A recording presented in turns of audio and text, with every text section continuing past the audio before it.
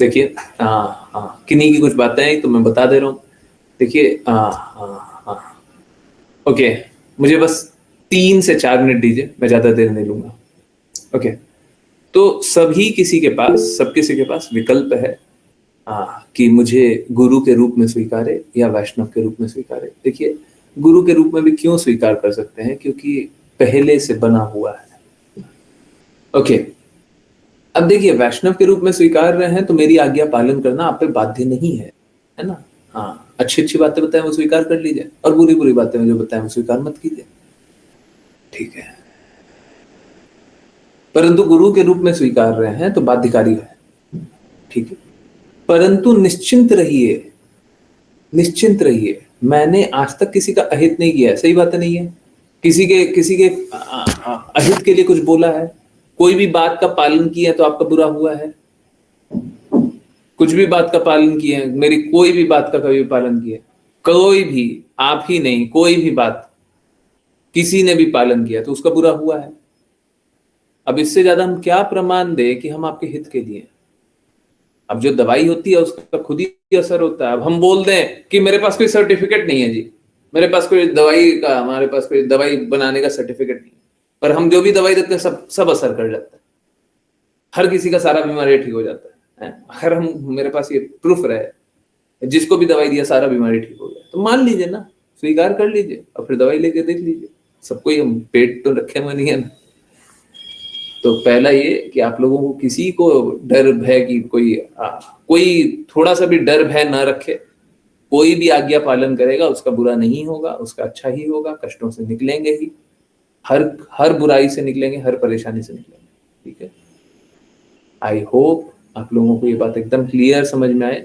और देखिए, गुरु भी स्वीकार रहे हैं तो कौन सा गुरु, बहुत तरह का गुरु होता है, कौन सा गुरु। देखिए चैतन्य चैतामृत में लिखा हो शिक्षा और दीक्षा गुरु में हमको भेद नहीं करना चाहिए। परंतु ये बात बिल्कुल सही है, अगर आप मुझे गुरु के रूप में स्वीकार रहे हैं तो मैं बस शिक्षा गुरु हो सकता हूँ, ठीक है।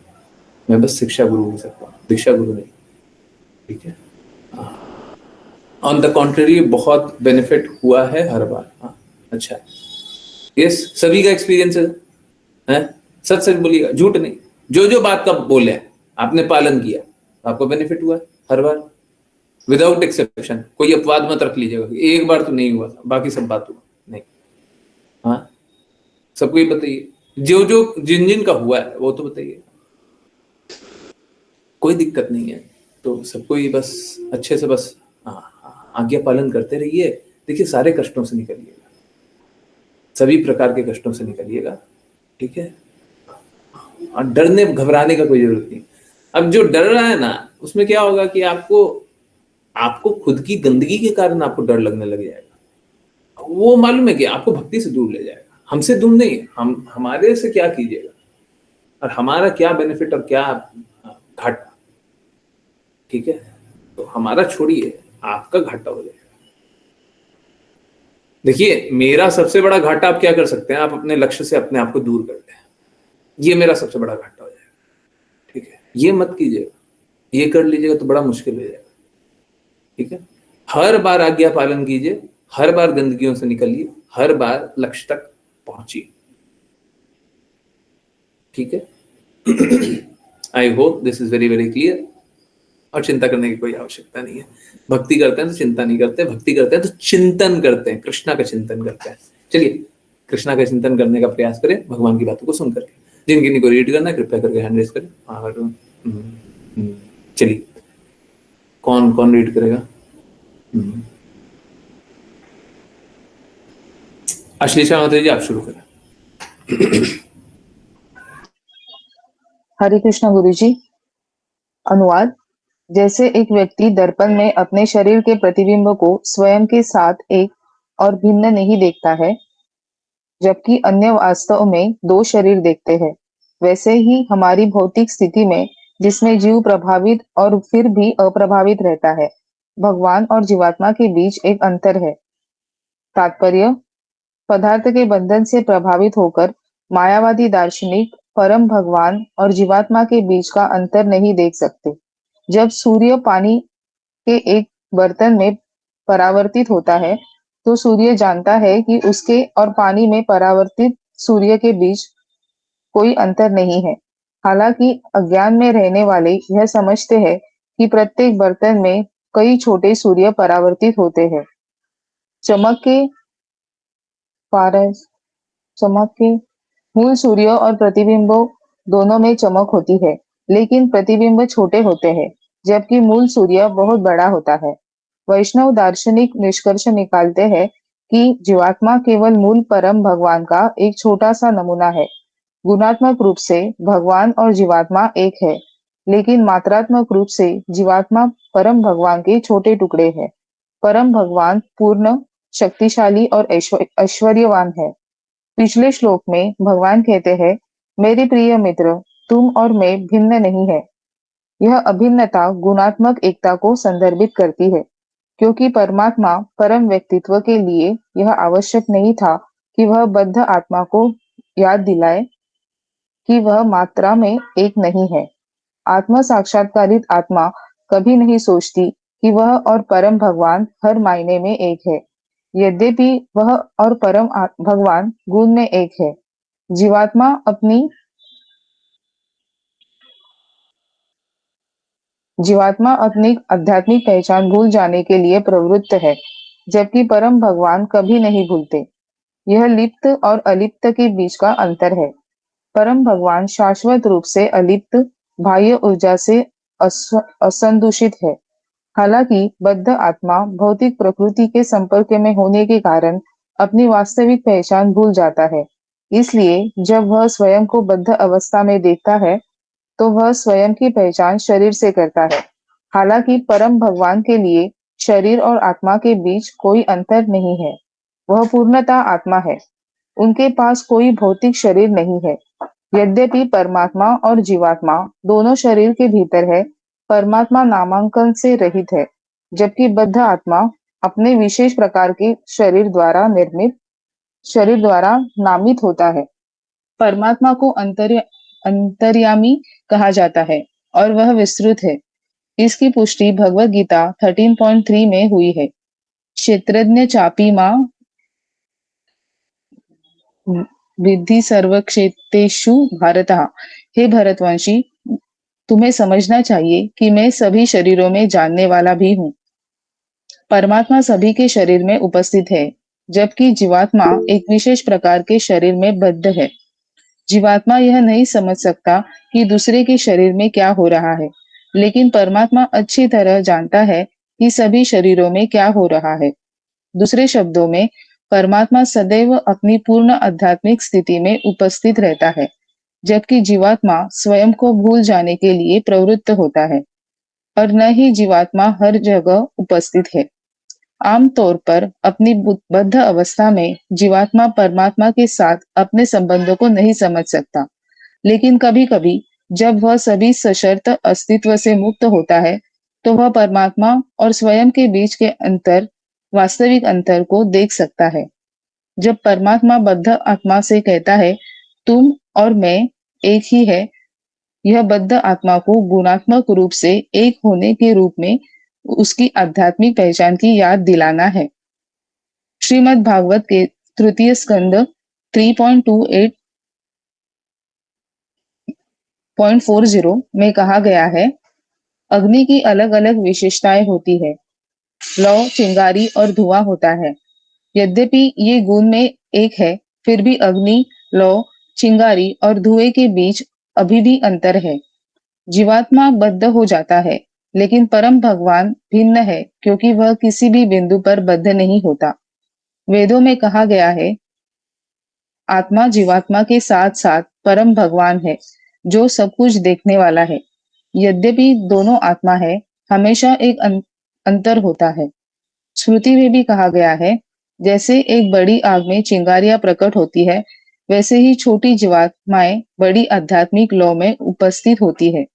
भगवत गीता 9.4 में भगवान कृष्ण कहते हैं, सभी प्राणी मुझ में हैं, लेकिन मैं उनमें नहीं हूँ। यद्यपि सभी जीव उनमें विश्राम कर रहे हैं, जैसे छोटी अग्नि की चिंगारियां एक बड़ी लौ पर टिकी होती है, दोनों अलग अलग स्थित होते हैं। इसी प्रकार विष्णु पुराण में कहा गया है, अग्नि एक स्थान पर स्थित है, लेकिन यह गर्मी और प्रकाश वितरित करती है। इसी प्रकार परम भगवान अपनी शक्तियों को विभिन्न तरीकों से वितरित कर रहे हैं। जीवात्मा इनमें से केवल एक ऊर्जा है, सीमांत ऊर्जा।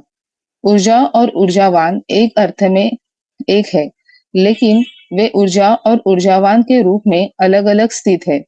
इसी प्रकार ब्रह्म संहिता ईश्वरः परमः कृष्णः सच्चिदानंद विग्रह BS 5.1 में ब्रह्म संहिता 5.1 में पुष्ट सच्चिदानंद रूप जीवात्मा की अपनी बद्ध और मुक्त दोनों अवस्थाओं से भिन्न है। केवल नास्तिक ही जीवात्मा और परम भगवान को हर मायने में समान मानते हैं। इसलिए चैतन्य महाप्रभु कहते हैं, यदि कोई मायावादी दार्शनिकों के निर्देशों का पालन करता है और मानता है कि परम भगवान और जीवात्मा एक है, तो वास्तविक दर्शन की उसकी समझ सदैव के लिए नष्ट हो जाती है। हरे कृष्णा गुरुजी।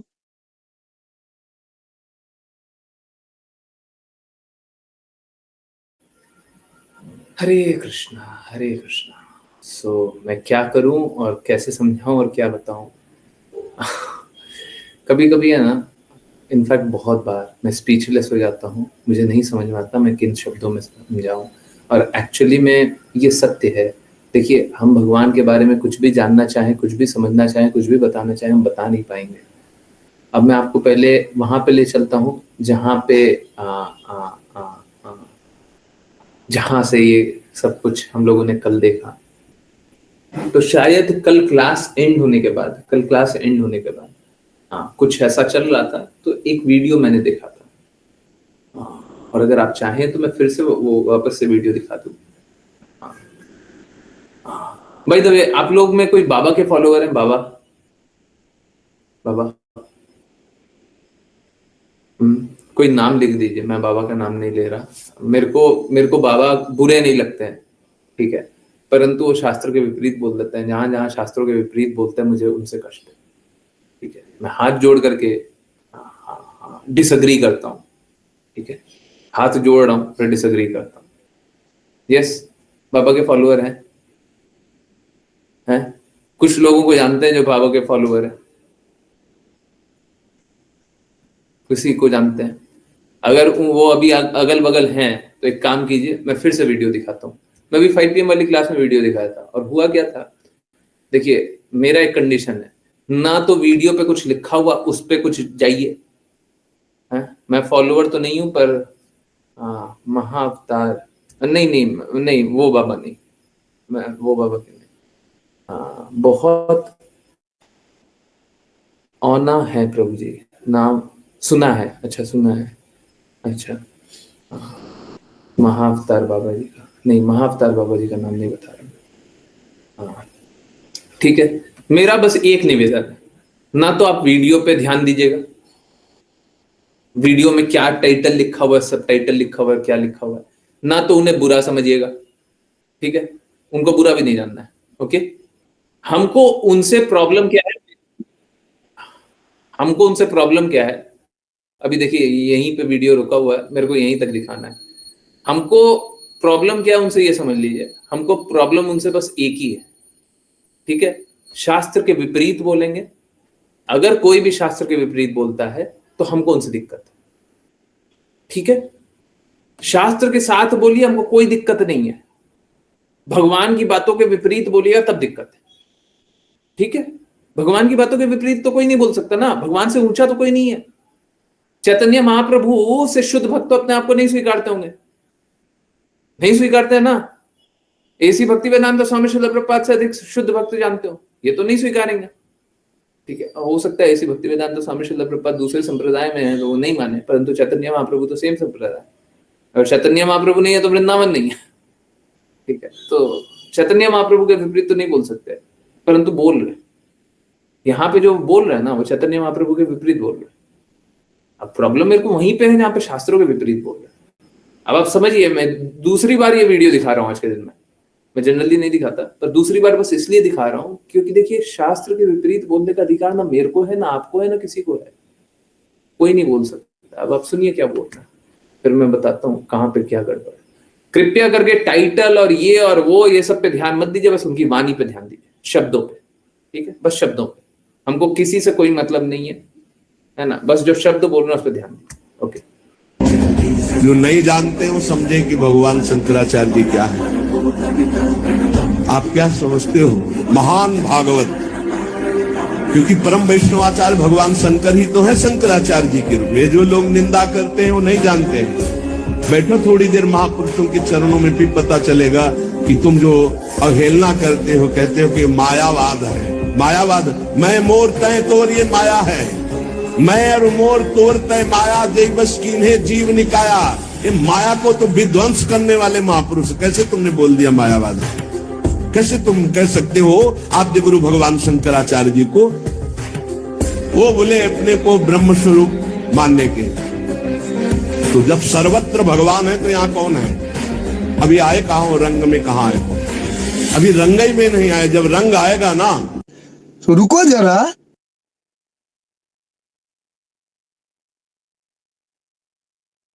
हरे कृष्णा। ना हमको और देखना, ना हमको किसी और की वाणी सुननी है, हमको तो बस यहाँ पे देख लीजिए, यहाँ पे साफ साफ क्या लिखा हुआ है। हाँ, आज हम लोगों ने यही श्लोक दिखाया था, है ना। हाँ, हिस्ट्री में होगा, मैं निकालता हूँ फिर से, ठीक है।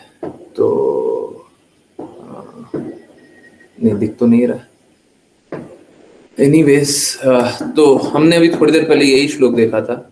हाँ, चैतन्य, अच्छा वो प्रभुपाद बुक्स में रहता है तो हिस्ट्री में डिलीट हो जाता है। ओके, कोशिश करता हूँ याद करने। 6 का श्लोक नंबर कौन सा था?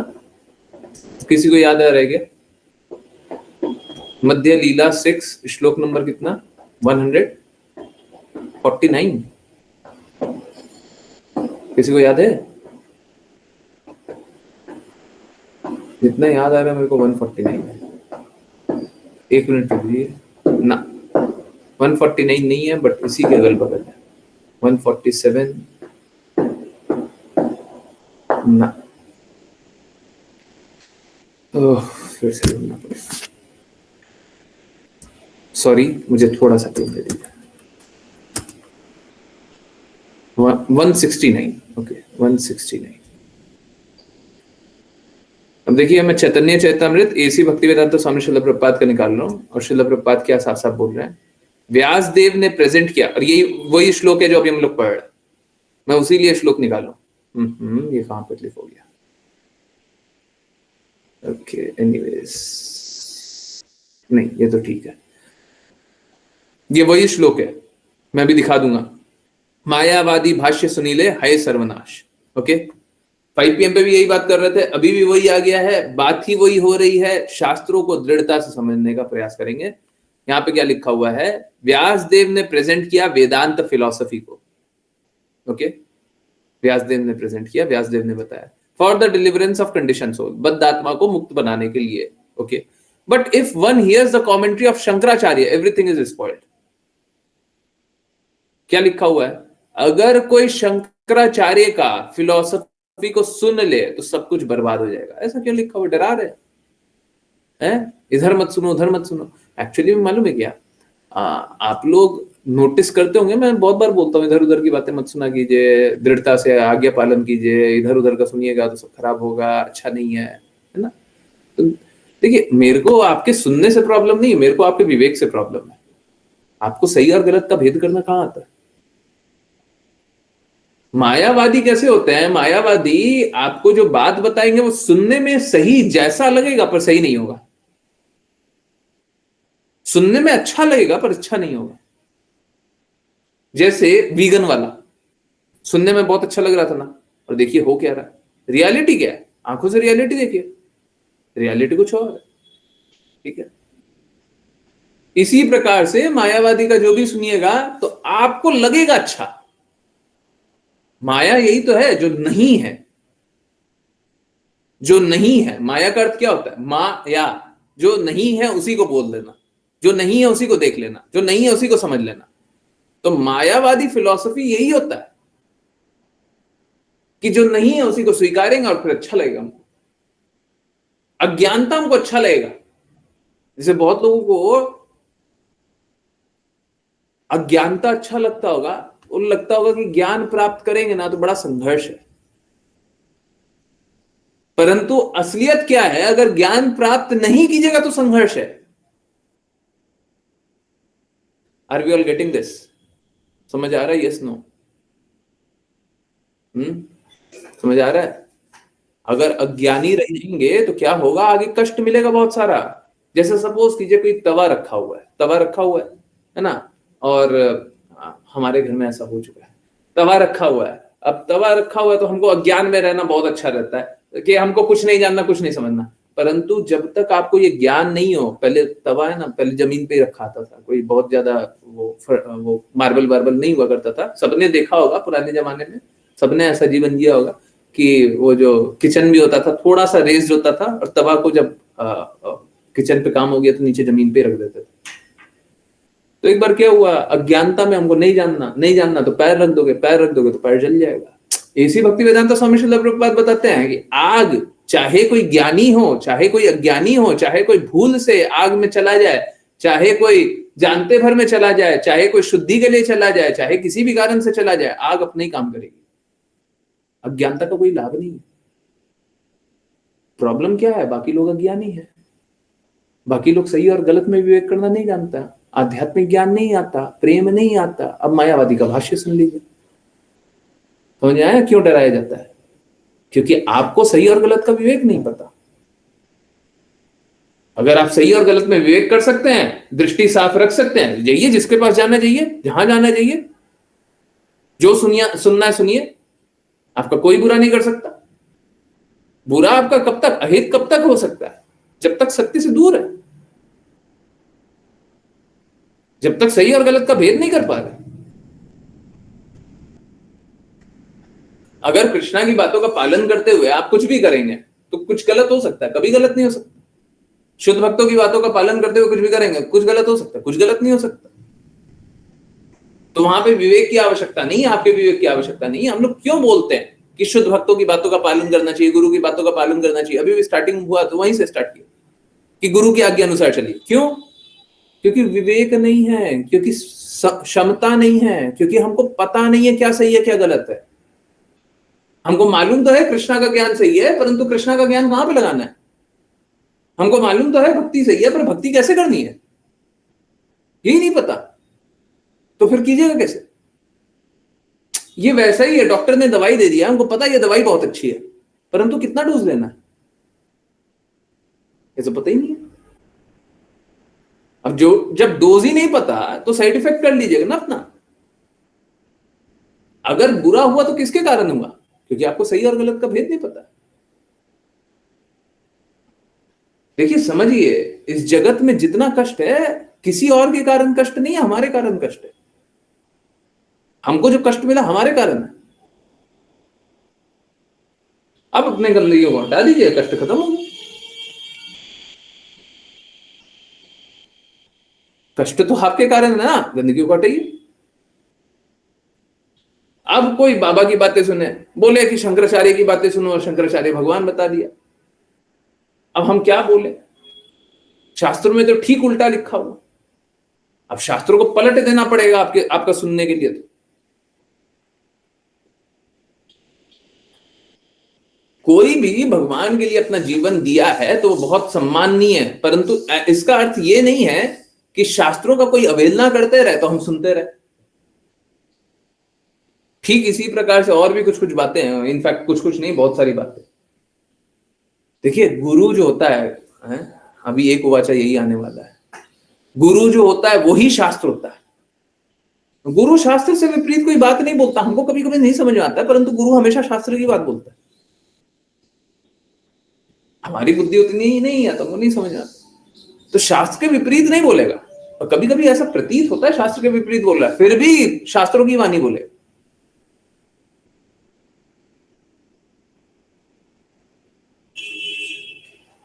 तो ये सारी बातें हैं, इसीलिए हम लोगों को सही गुरु के प्रति समर्पित होकर के ही भक्ति करनी चाहिए। बहुत आसान मार्ग होता है। अब आप समझिए, इतने ऊंचे पद पे, इतने अच्छे, और हम उनका फिर भी अपमान नहीं करना चाहते। क्यों? क्योंकि उन्होंने अपना जीवन तो दिया हुआ है, इसमें तो कोई संशय नहीं है, इसमें कोई डाउट नहीं है। इसमें कोई संशय नहीं है कि उनने अपना जीवन अच्छे कार्य के लिए दिया हुआ है। अगर वो गलत भी प्रचार कर रहे हो तब भी हम ये तो स्वीकारने को तैयार नहीं है कि उनका हृदय गलत है, उनका हृदय गलत है। ठीक है, तो चलिए हम क्या करें, उसीलिए बोलते हैं। बाकी पर ये बात सही है, अगर कोई भी उनका बातें सुने तो भ्रमित ही होगा। और न सिर्फ उनका, मुझे तो कोई नहीं दिखाई देता जिनकी बातें सुनकर के हम भ्रमित ना हो। मुझे बताइए किनकी बातें सुने तो हम भ्रमित ना हो। बहुत ही बिरला कोई दिखाई देता। हो सकता कोई अपवाद हो, मैं स्वीकारने के लिए तैयार हूं, परंतु बहुत ही बिरला कोई दिखाई देता, कोई नहीं दिखता। अब सोचिए, शास्त्र के ठीक विपरीत बोल देना। बोलते हैं हम लोग, बोलते हैं, हम क्या करें। इसीलिए मैं बोलता हूं, मेरा कोई खुद का इंटेलिजेंस नहीं है, हम तो शास्त्र ही बताते हैं जी। हम जब वो भी देख रहे हैं तो सबसे पहले हमने देखा और फिर यही जाना कि शास्त्र में तो ठीक उल्टा लिखा हो। जबकि आज 5 PM वाली क्लास में सभी लोगों के सामने ही वो श्लोक खोल करके मैंने पढ़ा था। मैंने उससे पहले श्लोक भी नहीं पढ़ा था। ऐसी भक्ति वेदांत स्वामी श्रील प्रभुपाद ने ऐसी स्थिति बनाई कि ये वाला श्लोक यहाँ पे डाल दिया, वही कॉन्टेक्स्ट रात को दे दिया, वही कॉन्टेक्स्ट दोपहर को दे दिया, वही कॉन्टेक्स्ट में अभी सारी बातें समझ में आ रही। ये मैं नहीं बना सकता हूं, मैं नहीं बना सकता हूं कि एक पूरा पिक्चर बना के रख दिया, ये मैं नहीं बना सकता। ठीक है, हम लोग क्लास से पहले बस गुरु का बात भी पूछ रहे थे। हमने पूछा भी था कि क्या मेरी बात सुनकर के कोई भी कभी भी अहित हो सकता है, कभी भी किसी का अहित हुआ है, कुछ भी थोड़ा सा भी बुरा हुआ है किसी का? अगर हुआ है तो मेरे को भगवान की बात बोलने का अधिकार नहीं है। हम सभी को मार्ग क्लियर करने आए हैं, सही मार्ग दिखाने आए हैं। सब कोई को मार्ग भ्रमित करने थोड़ी ना आए, भगवान से जोड़ने आए हैं, भगवान से तोड़ने थोड़ी ना आए।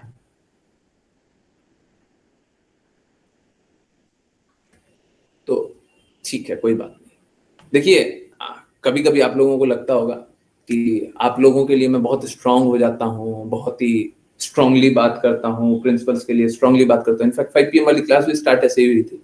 मैं बोल रहा था कि बहुत लोग हैं अभी भी नाम उच्चारण अच्छे से नहीं करते, हरे कृष्णा महामंत्र अच्छे से नहीं करते। कृपया करके आप अपना ऑडियो मेरे को भेजा कीजिए, अच्छे से नाम उच्चारण कीजिए। आपको कोई कष्ट है तो मेरे से पूछिए, अरे शर्माने की कोई बात नहीं है, जीवन को सार्थक कर लीजिए, कोई बात नहीं। आज तक गलत किया, आज से सही कर लीजिए, सही कीजिए ना। रिकॉर्ड करके भेजने में क्या कष्ट हो रहा है? रिकॉर्ड करके भेजिए, अगर नहीं सही है, सही कर रहे हैं तो हम सुनेंगे। जब भी फ्री होंगे तब सुनेंगे और फिर रिप्लाई करेंगे। भेजिए सब कोई, अच्छे से नाम जप कीजिए, शुद्धता से, गलत उच्चारण मत कीजिए। ठीक है, कभी कभी हो जाता है, कभी कभी हमसे गलत हो जाता है, मान लिए, परंतु प्रयास यही कीजिए ना, कभी गलत रास्ते नहीं चल रहे। तो आपके लिए वो स्ट्रिक्टनेस है, मेरे लिए भी वही है। हम अपने लिए कोई कम स्ट्रिक्ट है? अभी जो बात बता रहे हैं हम शास्त्रों के विपरीत बता रहे हैं। उनकी बातें सुने तो शास्त्रों को छोड़ करके सुने। देखिए, मैं किसी की बात सुनता या समझता क्यों हूं? क्योंकि मेरे कानों में, आंखों में फिल्टर लगा हुआ है। जैसे वाटर प्यूरिफायर होता है ना, वैसे एक फिल्टर लगा हुआ है। क्या फिल्टर हमारा बस बताता है, जैसे ही फिल्टर से अंदर जाता है ऐसे ही पता चलता है कि ये ऐसी भक्ति वेदांत स्वामी श्रील प्रभुपाद के शब्दों के साथ है विरोध है, कृष्णा के शब्दों के साथ है विरोध है। बस मेरा फिल्टर यही चलता है।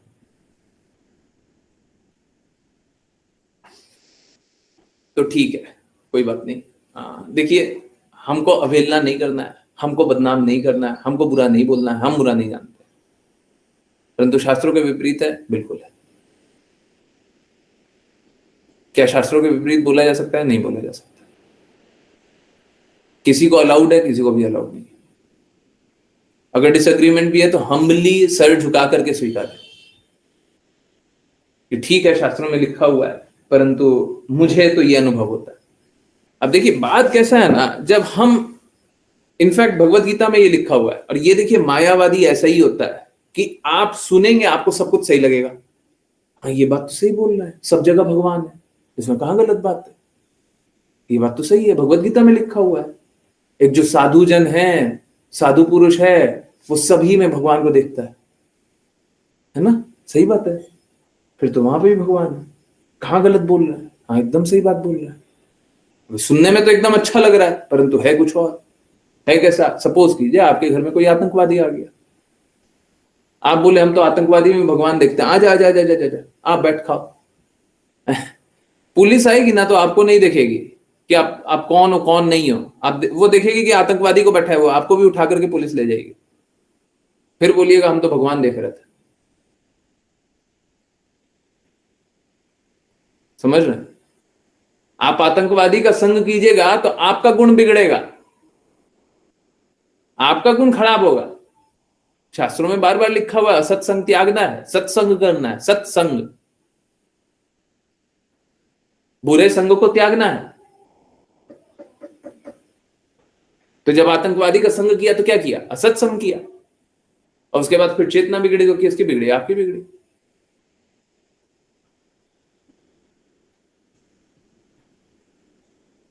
तो कैसा है? फिर तो हम आतंकवादी में भी एक संत को देखने लग जाए, सब में भगवान का अंश है।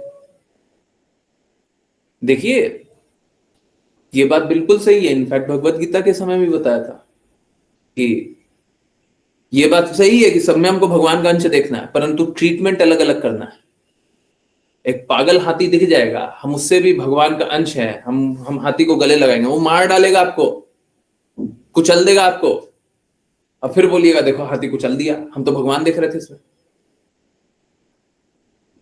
भगवान ने आपको बुद्धिमत्ता भी तो दी है, विवेक भी तो दिया है कि नहीं दिया? ये भौतिक संदूषणों को देखने के लिए तो बुद्धि दी है, हृदय दिया है, प्रेम अनुभव करने के लिए बुद्धि दी है, ताकि इस भौतिक दुनिया को समझा जा सके, भौतिक परिप्रेक्ष्य में सब कुछ देखा जा सके। कोई अपनी गंदगी लेकर के आ रहा था, आपने बुद्धि लगा करके नहीं देखा, आपने हृदय से देखा, तो फिर आपने ही गलती किया ना। अगर कोई चोर दुकानदार है और आपका पैसा ठग रहा है, आपको बहुत अच्छे से एकदम स्पष्ट रूप से समझ में आ रहा है, परंतु आप तो बुद्धि नहीं लगा रहे, भौतिकता वहां पे बुद्धि नहीं लगा रहे, वहां पे हृदय लगा रहे। अरे सब कोई संत है, सब कोई अच्छा है, ये भी अच्छा है, वो भी अच्छा है, बोलो कितना पैसा? 5 लाख रुपए ले लो। उसका 50,000 दाम नहीं होता, 5 लाख देकर गया, और फिर बोलना हमने तो सब में संत देखा था, हम तो सब में संत जानते हैं, हम तो सब में भगवान देखते हैं। बताइए, भगवान देख रहे हैं कि भौतिक दृष्टि आपकी खराब है? भक्त होना कोई मूर्ख होना नहीं है, भक्त बहुत समझदार होता है, सही और गलत का भेद जानता है, हृदय भगवान के लिए लगाता है। हम यही तो गलती करते हैं इस जगत में। हम क्या गलती करते हैं? यही तो गलती करते हैं, हृदय भौतिक चीजों के लिए लगा देते हैं, और बुद्धि दिमाग भगवान के लिए लगाते हैं। यही तो अपराध है। हमको यही तो करना है, हृदय भगवान के लिए लगाना है, बुद्धि भौतिकता के लिए लगानी है।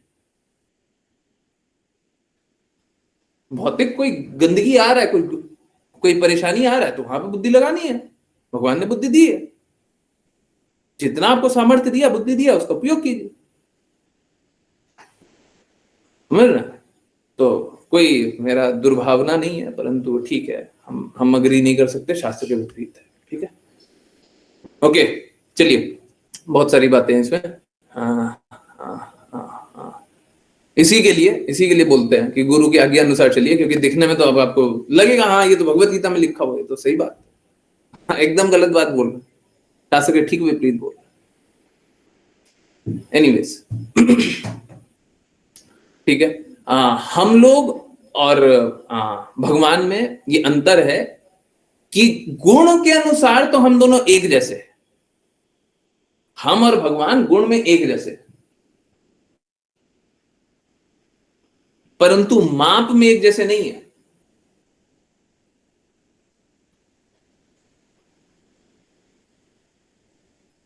भगवान पूर्ण शुद्ध है, हमारी आत्मा भी पूर्ण शुद्ध है,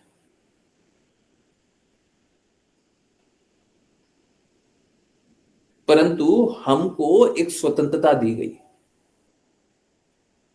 हम सभी को एक स्वतंत्रता दी गई है, और ये जो स्वतंत्रता है, जब उसका दुरुपयोग करते हैं तो हमेशा कष्ट मिलता है। जैसे सपोज करें आपने अपने बच्चे को कहीं कॉलेज में छोड़ दिया, ठीक है।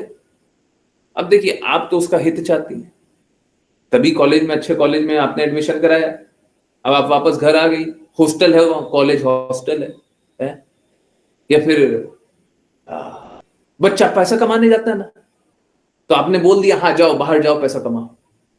आपने तो अच्छा देखा, अनुमति दे दी कि जाओ बेटा बाहर जाकर के पैसा कमा लो, जीवन तुम्हारा अच्छा हो जाएगा। माता पिता कितना संघर्ष करता है, उसके बाद भी बच्चे को बाहर छोड़ देता कि जाओ बेटा पैसा कमाओ, कमा लो। फिर बोलता है जाओ बेटा बाहर ही शादी भी कर लो, करता है आजकल।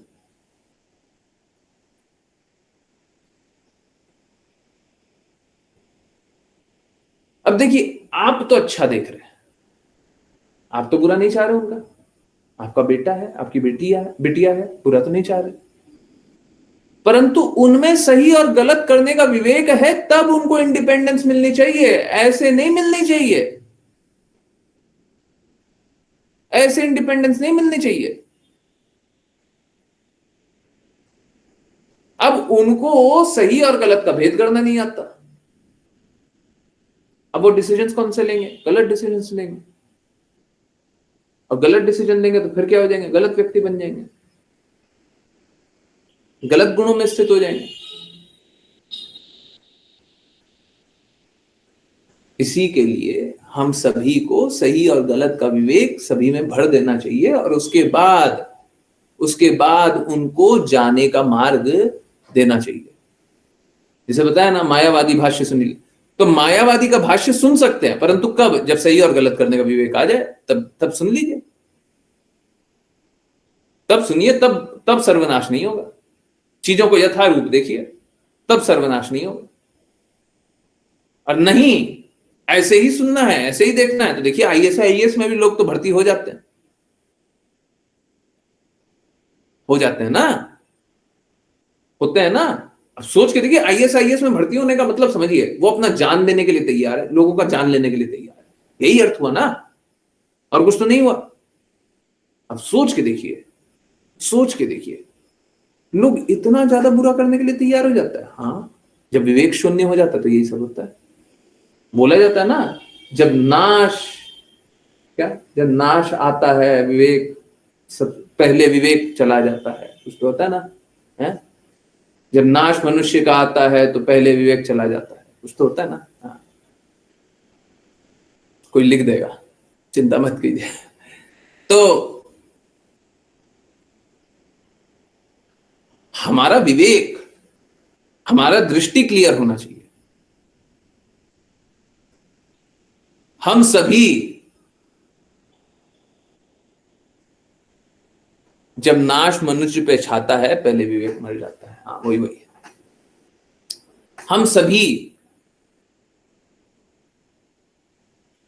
का दृष्टिकोण पहले सही होना पड़ेगा। अगर हम अपने आप को भगवान समझ लेंगे, कोई भी हमें मूर्ख बना देगा। हमको वही समझना पड़ेगा, हमको वही स्वीकारना पड़ेगा जो हमारी स्थिति है। एक बात बताइए, अगर आपने सबको भगवान जान लिया,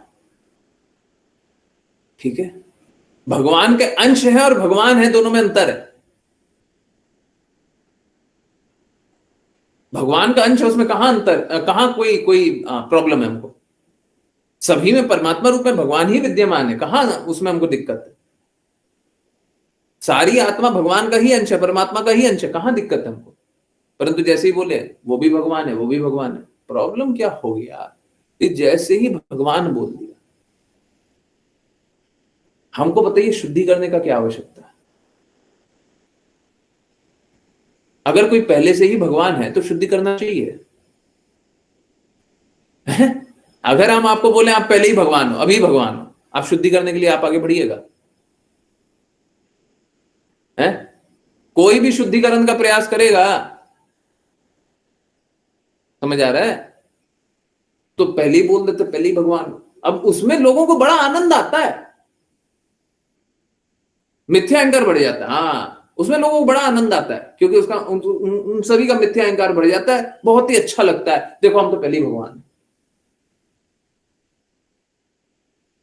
हमको और शुद्ध होने का क्या आवश्यकता है, हम तो भगवान है जी। हम भगवान नहीं है, हम भगवान के अंश हैं, ठीक है।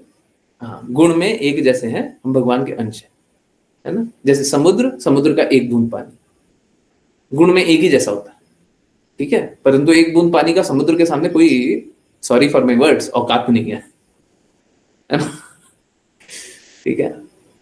तो हम भी भगवान के अंश हैं, इसमें कोई दिक्कत नहीं है, परंतु हम भगवान नहीं है। हम लोग कष्ट की अवस्था में इसीलिए है क्योंकि हम सोचते हैं हम भगवान से स्वतंत्र रह सकते हैं, भगवान को याद रखने की कोई आवश्यकता नहीं है ना।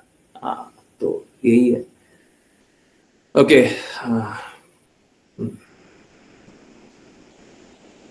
ठीक है। जीवात्मा अपनी आध्यात्मिक पहचान भूल जाने के लिए प्रवृत्त है, जबकि परम भगवान कभी नहीं भूलते। भगवान कभी किसी को नहीं भूलते, है ना, परंतु हम सभी तो अपने आप ही को भूल जाते हैं, हम भगवान को भी भूल जाते हैं, हम सब कुछ भूल जाते हैं, है ना। पदार्थ मतलब मटीरियल, ये मटीरियल है, भौतिक। ओके, पदार्थ में बंधन से प्रभावित होकर, इस भौतिक जगत में बंधन से प्रभावित होकर मायावादी दर्शन परम भगवान और जीवात्मा के बीच में अंतर नहीं देख सकते, ठीक है। आई थिंक आपको क्लियर हो गया होगा मैं किस लिए बोल रहा हूं। हम भगवान नहीं है, भगवान के अंश। जब तक हम अपने आप को भगवान का अंश जान रहे हैं, उसमें कोई दिक्कत नहीं है। जैसे ही भगवान जान लिया, हमको शुद्धता करनी नहीं। कोई भी बोले नाम जप करो, ये करो, वो करो, ये क्यों करें, हम क्यों करें, हम पहले ही भगवान हैं। किसी के प्रति अपराध मत करो, क्यों करें, टेररिस्ट बोलेगा हम पहले ही भगवान हैं, हम भगवान हैं, और हमारा मन है कि हम सबको को गोली मार दें। एक रेपिस्ट बोलेगा हम रेप करेंगे, हम भगवान हैं, हमारा मन करता है। समझिए, देखिए क्या है, इस सारे जगत में सारी गंदगियां किस लिए है, क्योंकि भगवान की नहीं मानते। और मायावादी क्या बोलते हैं, तुम ही भगवान हो, तुम में और भगवान में कोई अंतर नहीं है। तो अहंकार में स्थित होना बहुत आसान हो जाता है, भ्रम की अवस्था में चले जाते हैं, है ना। और झूठा अहंकार में स्थित रहिए, आनंद लीजिए, ठीक है। ओके, ऋषा माता जी, हरे कृष्णा।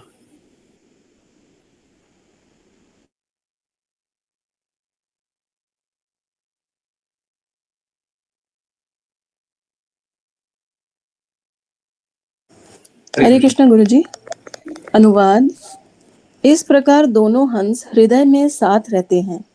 जब एक हंस को दूसरे द्वारा शिक्षित किया जाता है तो वह अपने संवैधानिक स्थिति में स्थित हो जाता है। इसका अर्थ है कि वह अपनी मूल कृष्ण चेतना को पुनः प्राप्त कर लेता है, जो अपनी भौतिक आसक्ति के कारण खो गई थी। तात्पर्य यहाँ स्पष्ट रूप से कहा गया है, जीवात्मा और परमात्मा दोनों की तुलना हंसों से की गई है, क्योंकि वे श्वेत या असंदूषित हैं। हालांकि एक हंस श्रेष्ठ है और दूसरे का शिक्षक है। जब निम्न हंस दूसरे हंस से अलग हो जाता है तो वह भौतिक भोग के प्रति आकर्षित हो जाता है। यह उसके पतन का कारण है। जब वह दूसरे हंस के निर्देश सुनता है तो वह अपनी वास्तविक स्थिति को समझ जाता है और फिर से अपनी मूल चेतना में पुनर्जीवित हो जाता है। परम भगवान कृष्ण अपने भक्तों को बचाने और राक्षसों को मारने के लिए नीचे आते हैं, यानी अवतार रूप में। वह भगवत गीता के रूप में अपने उदात्त निर्देश भी देते हैं। जीवात्मा को भगवान और गुरु की कृपा से अपनी स्थिति को समझने का जीवात्मा को भगवान और गुरु की कृपा से अपनी स्थिति को समझना होगा, क्योंकि भगवत गीता का पाठ केवल शैक्षणिक योग्यताओं से नहीं समझा जा सकता। किसी को भगवत गीता एक साक्षात्कारित आत्मा से सीखनी चाहिए। हरे कृष्ण गुरु जी। एक मिनट प्लीज। बस एक आध्यात्मिक गुरु के पास जाकर सत्य को सीखने का प्रयास करो, उनसे विनम्रता पूर्वक पूछो और उनकी सेवा करो। आत्म साक्षात्कारित आत्मा तुम्हें ज्ञान प्रदान कर सकती है, क्योंकि उसने सत्य को देखा है। भगवत गीता 4.34। इस प्रकार किसी को एक वैध गुरु का चयन करना होगा और अपनी मूल चेतना से प्रबुद्ध होना होगा। इस प्रकार जीवात्मा समझ सकता है कि वह सदैव परमात्मा के अधीन है। जैसे ही वह अधीन रहने से इनकार करता है और एक भोक्ता बनने का प्रयास करता है, वह अपने भौतिक बंधन की शुरुआत करता है। जब वह एक व्यक्तिगत स्वामी या भोक्ता बनने की इस भावना को त्याग देता है, तो वह अपनी मुक्त अवस्था में स्थित हो जाता है। शब्द स्वस्थ, जिसका अर्थ है अपनी मूल स्थिति में स्थित, इस श्लोक में बहुत महत्वपूर्ण है। जब कोई अपनी अवांछित श्रेष्ठता की मानसिकता को त्याग देता है, तो वह अपनी मूल स्थिति में स्थित हो जाता है। शब्द तद व्यभिचारेण भी महत्वपूर्ण है, क्योंकि यह इंगित करता है कि जब कोई अवज्ञा के कारण भगवान से अलग हो जाता है, तो उसकी वास्तविक समझ खो जाती है। फिर कृष्ण और गुरु की कृपा से उसे उसकी मुक्त स्थिति में ठीक से स्थित किया जा सकता है। ये श्लोक श्रील नारद मुनि द्वारा बोले गए हैं और उनके बोलने का उद्देश्य हमारी चेतना को पुनर्जीवित करना है। यद्यपि जीवात्मा और परमात्मा गुण में एक हैं, जीवात्मा को परमात्मा के निर्देश का पालन करना होगा। यही मुक्ति की अवस्था है। हरे कृष्ण गुरु जी। हरे कृष्णा, हरे कृष्णा। तो what more was I asking for, और क्या मैं मांग रहा था? जो मांगेंगे सब मिल जाएगा। आज गुरु के बारे में बात कर रहे थे, है ना? ये भी मिल गया है। भगवत गीता के वो श्लोक के साथ मिल गया जहां पे कृष्णा साफ साफ बोल रहे हैं कि एक गुरु के पास जाओ। सबसे ऊपर में वही लिखा हो यहाँ पे, बिना गुरु के पास गए हुए हमको किसी प्रकार का कोई ज्ञान हो ही नहीं सकता है। देखिए, बाकी लोगों का ज्ञान किस प्रकार का है? बाकी लोगों का ज्ञान बस इस प्रकार का है कि उन्होंने किसी प्रामाणिक गुरु से सुना है और वही बात दोहराई गई है। अगर आपकी माताजी से आपको कुछ आध्यात्मिक ज्ञान प्राप्त हुआ है, तो आपकी माताजी ने या तो गुरु से, किसी शुद्ध भक्त गुरु से भगवान की बातें सुनी है। अगर उनको प्राप्त नहीं हुई है, उनने अपनी माताजी से सुना है, तो नानी पड़ी ना। हाँ, आपकी माता की माता, नानी। हाँ, नानी। आई होप नानी। थोड़ा सा गड़बड़ है मेरा। ओके, नानी होती है। नहीं है, सही है। ओके, तो आपकी नानी जी ने किसी आध्यात्मिक गुरु से सुना है, और अगर नहीं तो उनकी माता ने किसी से सुना है, उनके पिता ने सुना है, उनके भाई ने सुना है। कहने का अर्थ, ये ज्ञान बस कृष्णा से आता है और ये ज्ञान बस गुरु से आता है और किसी से नहीं। बाकी लोग बस रिपीट करता है। अब जो रिपीट नहीं कर रहा है, अपना जोड़ घटाव किया, मतलब भौतिकता लगाया, मतलब सब नष्ट भ्रष्ट कर दिया। जैसे आपने गुरु से सुना कुछ, आपने लगाया कुछ और, मतलब आपने सब बर्बाद कर दिया। सारा ज्ञान किस लिए लुप्त हो जाता है? हम लोग बार बार सुनते हैं ज्ञान लुप्त हो जाता है, ज्ञान लुप्त हो जाता है। क्यों लुप्त हो जाता है? इसी कारण से लुप्त हो जाता है, क्योंकि अपना मनगढ़ंत सोच लगा रहे। हमको लगता है, हम सोचते हैं, हमको ऐसा विचार है, हमारा ऐसा मानना है। हम सभी को सही गुरु का चयन करना पड़ेगा। देखिए, यहाँ पे एक डर और भ्रम रहता है। मुझे आज कम से कम 10 मिनट का एक्सटेंशन दीजिए, ठीक है? 10 तक चलने दीजिए। बहुत इंपॉर्टेंट टॉपिक्स है, इसको छोड़ना नहीं चाहिए। ओके, तो लोगों को कुछ भ्रम लगा रहता है, और ये बात बिल्कुल सही है। देखिए, एक बार गुरु स्वीकारने के बाद हमारे पास स्वतंत्रता समाप्त हो जाती है। हम कुछ स्वतंत्र रूप से कुछ नहीं कर सकते। गुरु की आज्ञा अगर कुछ हो गई हमारे विरुद्ध, तो हमको गुरु की आज्ञा स्वीकारनी होती है। हम अपना भी नहीं मान सकते, हम किसी का नहीं मान सकते, घर परिवार रिश्तेदार समाज दुनिया देश किसी का नहीं। परंतु गुरु भी बड़े कृपालु होते हैं। गुरु आपको टॉर्चर नहीं करते हैं। इसी भक्ति वेदांत स्वामी श्रील प्रभुपाद ने किसी को टॉर्चर नहीं किया। कर सकते हैं, कर सकते हैं। गुरु के पास वो शक्ति है, किसी को भी कुछ भी कर सकते हैं। एक बार शिष्य स्वीकार कर लिया ना, उसके बाद कुछ भी कर सकते। इनफैक्ट मालूम है क्या, जितने पाखंडी गुरु देखेंगे, आज के दिन में तो उल्टा होता है, जितने पाखंडी गुरु देखेंगे वो सब यही मिसयूज करते हैं, सब यही मिसयूज करते हैं। परंतु आप समझिए ना, आपने देखा है ना कि मैं तो ऐसी भक्ति वेदांत स्वामी श्रील प्रभुपाद की बातों का प्रचार करने का प्रयास कर रहा हूँ, उन्हीं की बातों के अनुसार कार्य करने का प्रयास कर रहा हूँ। मेरे को बस एक एग्जांपल दे दिया, इतिहास में इस शिष्य को तो प्रताड़ित किया। इनफैक्ट मैंने तो ओपनली आकर के बोला है, श्रील प्रभुपाद तो अपने अपराधियों को भी माफ करते थे। अब मेरे में और उनमें थोड़ा सा ये ऑल्दो कोई अंतर नहीं है, परंतु अंतर क्या, व्यवहार का अंतर है कि वो अपने अपराधियों को भी माफ करते थे और उनका अहित करते थे वो अपराधी। मैं अपराधी को माफ तो करूंगा, परंतु अब उनको वापस से अपॉर्चुनिटी अपना अहित करने का नहीं दूंगा। वो बड़े सरल हृदय के थे, वो माफ करके आ जाओ आ जाओ। और देखा हम लोगों ने, बाकी लोगों को इतिहास नहीं पता है तो वो लोग नहीं समझ पाएंगे, नहीं अनुभव कर पाएंगे कि कैसे अहित किया। परंतु बाकी लोग बस इतना जान लीजिए, ऐसी भक्ति वेदांत स्वामी श्रील प्रभुपाद के अपने लोगों ने जो बहुत निकट थे, उन्होंने बहुत बुरा कार्य किया है ऐसे भक्ति वेदांत स्वामी श्रील प्रभुपाद के साथ। अब जितना बुरा सोच सकते हैं उतना बुरा किया। और श्रील प्रभुपाद बस किस लिए झेले, क्योंकि उनको भगवत गीता के ज्ञान सब तक पहुंचाना था। हम लोग, आप लोग आज ऐसी भक्ति वेदांत स्वामी श्रील प्रभुपाद की बातें सुन रहे हैं बस इसीलिए क्योंकि उन्होंने इतना झेला। अगर वो इतना झेलते नहीं तो शायद हम लोग आज सुन नहीं रहते। हम लोग भी कहीं भ्रमित रहते, हम लोग भी किसी की बातें सुनते रहते, हम लोग भी बोलते आधी बातें इसकी मान लेते हैं, आधी उसकी मान लेते, थोड़ा इसका सुन लेते, थोड़ा उसका सुन लेते हैं। और भक्ति कुछ नहीं होता, क्योंकि बिना समर्पण की भक्ति होती नहीं। और किसके प्रति समर्पित है? कृष्णा तो साफ साफ बोल रहे हैं, गुरु के पास समर्पित हो जाओ, गुरु के चरणों में समर्पित हो जाओ, गुरु की बातों का पालन करो। साफ साफ बोल रहे हैं, गुरु की सेवा करो।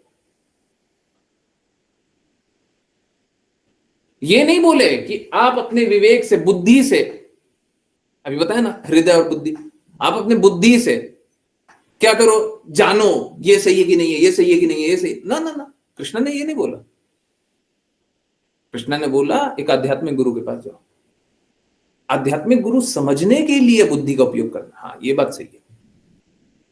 वहां पे उपयोग कैसे करेंगे? वहां पे बस ये देखेंगे, बुद्धि से ये देखेंगे शास्त्र में क्या लिखा हुआ है, वही बात बोल रहे हैं क्या, इनके गुरु ने क्या बोला वही बात बोल रहे हैं क्या, ये तो बुद्धि का उपयोग है। ठीक है, परंतु एक बार स्वीकार करने के बाद आध्यात्मिक गुरु के पास गए, अब आपका बुद्धि हो गया समाप्त। अब बुद्धि का उपयोग नहीं करना है, अब हृदय का उपयोग करना है। ठीक है, अब जिज्ञासा कर रहे हैं। जिज्ञासा किस लिए करते हैं? ताकि बुद्धि जो कष्ट दे रही है, गुरु जो बात बोल रहा है हम सुन रहे हैं, पर बुद्धि में हमको कष्ट हो रहा है। हमारा एक्सपीरियंस है, हमारा एक्सपीरियंस कुछ और है, गुरु कुछ और बोल रहा है, हमको यहाँ पे कष्ट हो रहा है। तो जिज्ञासा किस लिए पूछ रहे हैं कि ये कष्ट ना हो। कष्ट से कैसे निवारण करें? आप बोलते हैं सदैव कृष्ण का चिंतन करें, पर हम तो नहीं कर पा रहे, तो यहां पे कष्ट है। हृदय में कोई कष्ट नहीं है, हृदय से सब शुद्ध है, आत्मा हमेशा से शुद्ध है। ये तो भौतिक गंदगियों के कारण गंदी है, आत्मा शुद्ध है। हम सभी आंतरिक रूप से सब कोई शुद्ध है। ये तो भौतिक गंदगियों में आ गया तो गंदे है।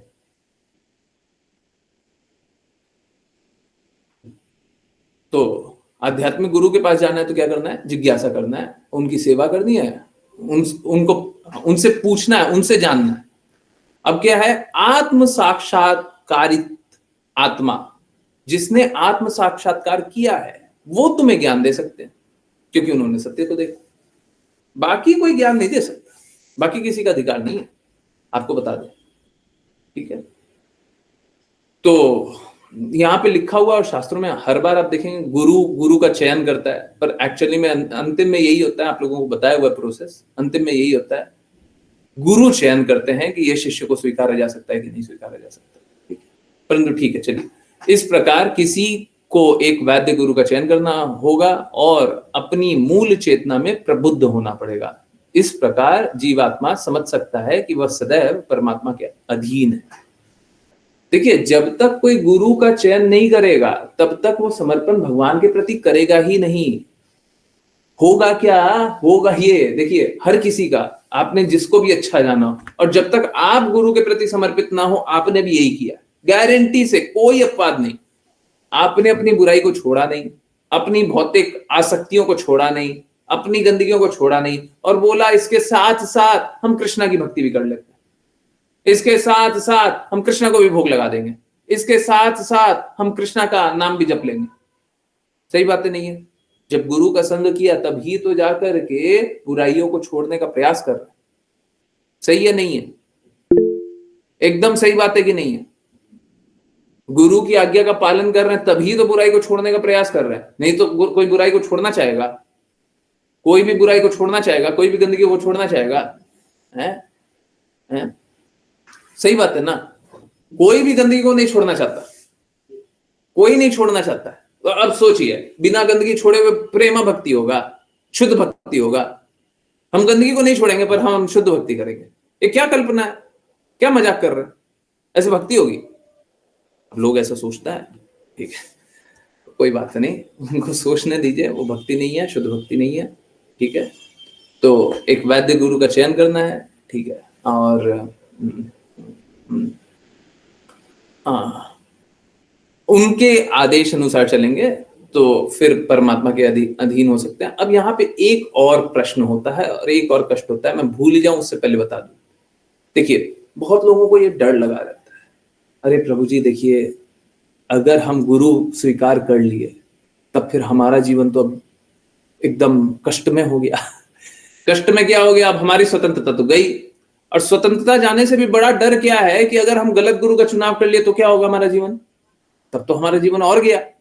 देखिए समझिए, गुरु को एक बार स्वीकार करने के बाद, या गुरु हमको स्वीकार कर ले, उसके बाद अगर हम गुरु की बातों का पालन नहीं कर रहे हैं तो वो अवज्ञा है, वो अपराधी है। ओके, वो अपराध है। ओके, परंतु गुरु ऐसे अपराधों को बहुत ज्यादा वैल्यू नहीं करते, और हमने अपनी परंपरा में यही देखा है, गुरु अक्सर ऑलमोस्ट ऑलवेज इग्नोर कर देते हैं कि होती हैं गलतियां।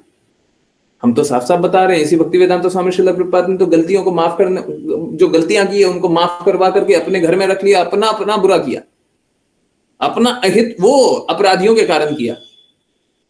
जो शिष्य बन करके उनके सामने आए थे पर शिष्य नहीं थे, वो तो अपराधी थे।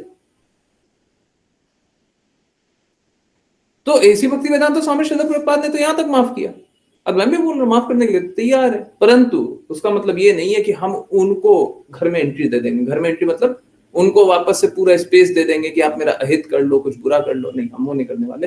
परंतु हाँ, हम माफ करने के लिए तो ठीक है, अगर आप न चाहते हुए कुछ भी गलती कर रहे हैं या फिर असहाय रूप से आप गलती कर रहे हैं तो माफ करने के लिए तैयार है। परंतु जानते बूझते अगर गलती कर रहे हैं तो फिर क्यों माफ करें बताइए?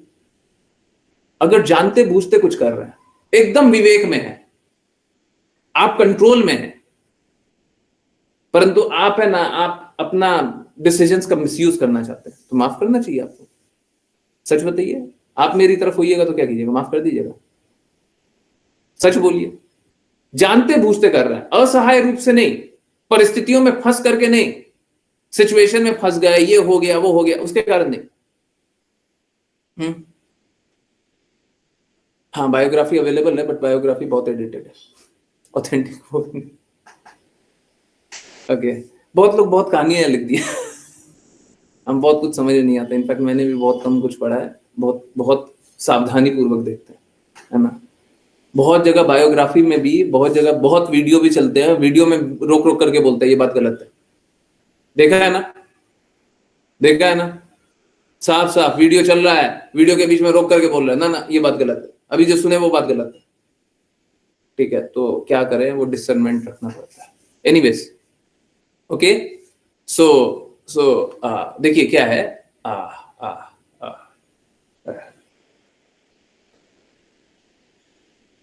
उसके बाद एक बात रहा कि देखिए, अगर गलत गुरु का चुनाव कर ले तो क्या? देखिए, शास्त्र में एकदम क्लियर मेंशन है, एकदम क्लियर है, अगर आपका हृदय सही था परंतु आपने गलत गुरु का चुनाव कर लिया, और वो गुरु कैसा है, वो गुरु शास्त्र के विपरीत बोलता है। अब आपको साफ साफ दिख गया, शास्त्र के विपरीत बोल, जो लिखा हुआ है उसके ठीक विपरीत काम कर रहा है। ठीक है, हमसे गलती हो गई तो शास्त्र में लिखा हो गुरु त्याग कर सकते हैं। कब? जब वो शास्त्र के विपरीत बोल रहा है। ऐसे नहीं कर सकते, ऐसे कभी गुरु को त्यागा नहीं जा सकता, कभी भी नहीं त्यागा जा सकता। परंतु कब त्याग सकते हैं? जब वो शास्त्र के विपरीत बोल रहा है, जब वो गुरु की वाणी के ठीक विपरीत बोल रहा है। कहने का अर्थ वो माया का प्रचार कर रहा है, वो झूठ का प्रचार कर रहा है। हम माया का संग करने के लिए थोड़ी ना। तो अगर माया के प्रभाव में कोई गुरु आ जाए तो वो गुरु तो नहीं हो सकता। शास्त्रों के विपरीत बोलने लग जाए तो गुरु तो नहीं हो सकता। तो हमको त्याग, गुरु त्याग का एक विधि है, बिल्कुल गुरु त्याग किया जा सकता है, ठीक। परंतु सामान्य रूप से कभी भी गुरु को त्यागा नहीं जा सकता, ठीक है। I hope this is very clear. और इससे एकदम कोई डर भय का बात नहीं है कि अगर गुरु स्वीकार कर लिया तो फिर क्या होगा। गुरु कभी गलत कर ही नहीं सकता, कभी हमको गलत बोल ही नहीं सकता, शास्त्र के विपरीत जाएंगे ही नहीं। गुरु से अधिक प्रेम करने वाला कोई है ही नहीं, गुरु से बड़ा हितैषी कोई है ही नहीं, ठीक है। तो हमको डर किस बात का? डर किस बात का? डर तो तब है ना जब गुरु बोल कुछ रहे हैं कर कुछ रहे हैं, हमारा कुछ अहित हो जाए, तब ना डर है। जब बुरा हो ही नहीं सकता। और शास्त्र में वहां पे भी बाउंड्री है कि शास्त्र के विपरीत नहीं बोल सकते आप। गुरु भी या तो शास्त्र के विपरीत नहीं बोल सकते। हाँ, इसमें एक कॉशन, वर्ड ऑफ कॉशन, एक कॉशन हमेशा रखिएगा। कभी कभी क्या होता है, हमारी बुद्धि होती है सीमित, है ना। अब जब आप शास्त्रों को और गुरु की बातों को कंपेयर करने का कोशिश कर रहे हैं तो बुद्धि से कंपेयर कर रहे हैं। कृपया करके इसमें बहुत सावधान रहिएगा। क्यों? क्योंकि गुरु हृदय से बोलते हैं। कभी कभी क्या होता है, शास्त्र के ठीक विपरीत दिखाई देगा, परंतु हृदय से हमेशा गुरु के ही बातों को रिपीट कर रहे हैं, तो शास्त्र के विपरीत नहीं। जैसे मैं आपको एक एग्जांपल दूं, बड़ा सरल सा एग्जांपल है। अगर सपोज कीजिए कोई कार्य कर रहे हैं, ठीक है, अब कोई अपराध है, भक्ति कर रहे हैं और कोई अपराध है। अब हम बोले ये अपराध कर लोगे तो कभी भक्ति नहीं कर सकते। परंतु शास्त्र में क्या लिखा हुआ है कि ऐसा अपराध का भी एक तरीका है कि वो लोग भी भक्ति कर सकते हैं। उसका एक पेनेंस है, एक हमको तपस्या करना पड़ेगा। इस प्रकार का तपस्या करेंगे तो वो लोग भी भक्ति कर सकते हैं। परंतु गुरु ने क्या बोल दिया? गुरु ने बोल दिया कि अब कभी नहीं कर सकते। अब देखिए, आपको सुनने में ऐसा लगा कि गुरु ने बोला है अब कभी नहीं कर सकते, कानों को आपको वही सुनाई दिया है, परंतु गुरु क्या चाहते हैं? गुरु चाहते हैं कि वैसा आप अपराध करो। समझ रहे हैं? गुरु ये नहीं बोल रहे कि आप भक्ति करना छोड़ दो, गुरु चाहते हैं आप अपराध ना करो, उसलिए बोल रहे हैं कि ऐसा अपराध किया तो कभी भक्ति नहीं कर पाओगे। समझ में आ रहा नहीं आ रहा? यस नो है? उसको ये मत ले लीजिएगा कि शास्त्र में तो लिखा हुआ है कि एक जगह वहां पे एक्सेप्शन लिखा हुआ है, ऐसे अपराध का भी एक एक्सेप्शन है, वो लोग भी भक्ति कर सकते हैं। गुरु का क्या चाहत है? गुरु का चाहत ये है कि आप अपराध ना करो। अपराध करोगे तो फिर आपका संघर्ष बढ़ जाएगा, ठीक है। तो वो हमारा जो बुद्धि है उसका लिमिटेशन है। उसीलिए हम जब गुरु की बातों को देखें तो थोड़ा सावधानी पूर्वक देखना चाहिए। और उसीलिए जब मैं अभी वीडियो भी दिखा रहा था शंकराचार्य का, किस लिए दिखा रहा था आपको शायद समझ में आया होगा, किस लिए वो श्लोक दिखाया, किस लिए यहाँ पे दिखाया, समझ में आ रहा होगा। हम लोग शास्त्र को पालन करें, परंतु हम लोगों को बुद्धि को प्रबल ना समझे, हम लोग गुरु को प्रबल समझे, हम लोग शास्त्रों को प्रबल समझे, है ना। शास्त्र हमारे लिए प्रमाण है, गुरु की वाणी हमारे लिए प्रमाण है। तो गुरु के प्रति समर्पित रहिए, कुछ बुरा नहीं। चलिए करते हैं वैष्णव प्रणाम मंत्र। और फिर कोई भी कहीं से भी कुछ भी कैसे भी जिज्ञासाएं होंगी बिल्कुल पूछिएगा। Okay, I hope I answered everything. विपुल प्रभु जी, हरे कृष्णा। हरे कृष्णा। हरे कृष्णा। वाञ्छाकल्पतरुभ्यश्च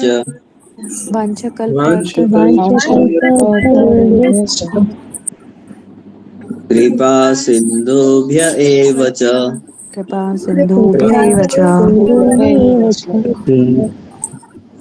पतितानां पावनेभ्यो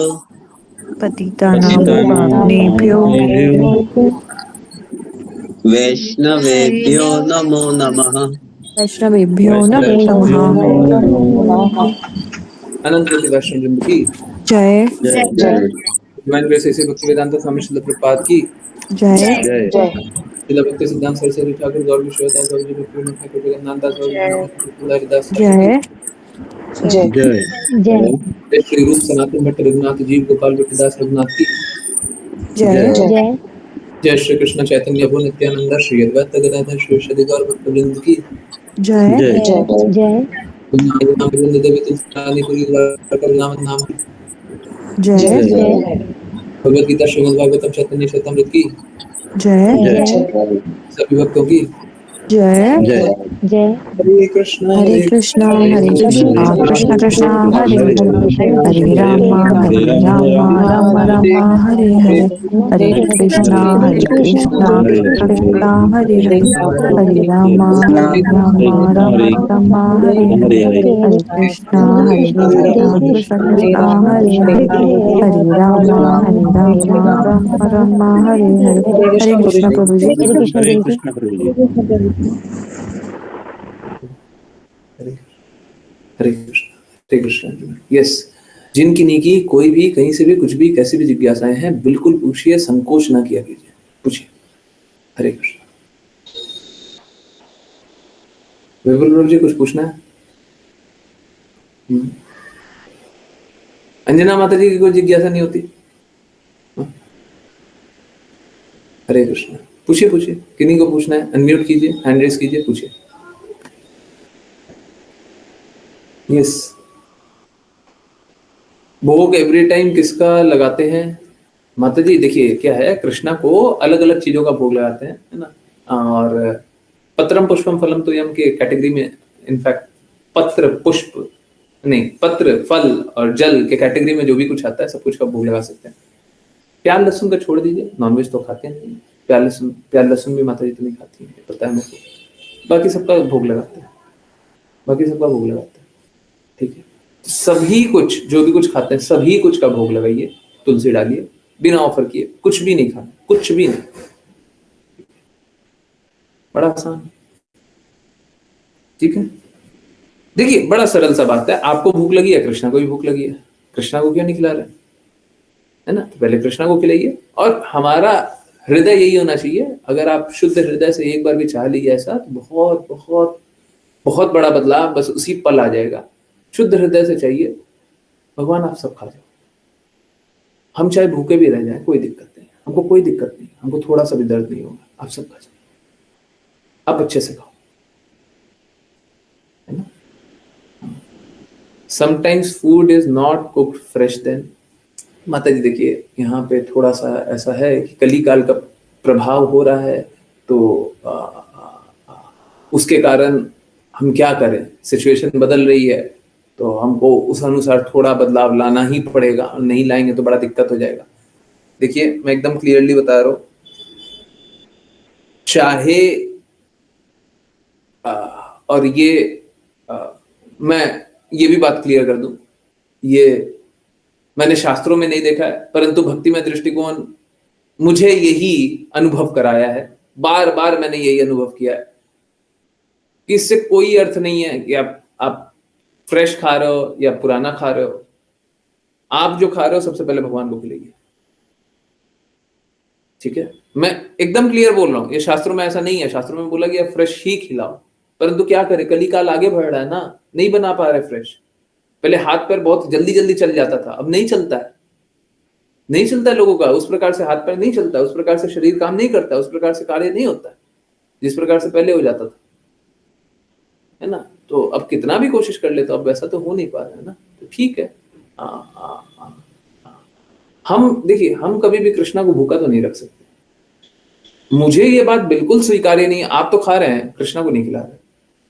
आपने एक बार क्या किया, आपने एक बार 2 बार के लिए बना लिया, सपोज करें, बहुत घर में होता है, सुबह बनाया तो सुबह ही बनाया और शाम को भी खा रहे हैं। देखिए शास्त्रों के अनुसार तो एकदम साफ साफ लिखा हुआ है ना, भगवद गीता में क्या लिखा हुआ है, 3 घंटे से पहले बनाया हुआ खाना खराब है।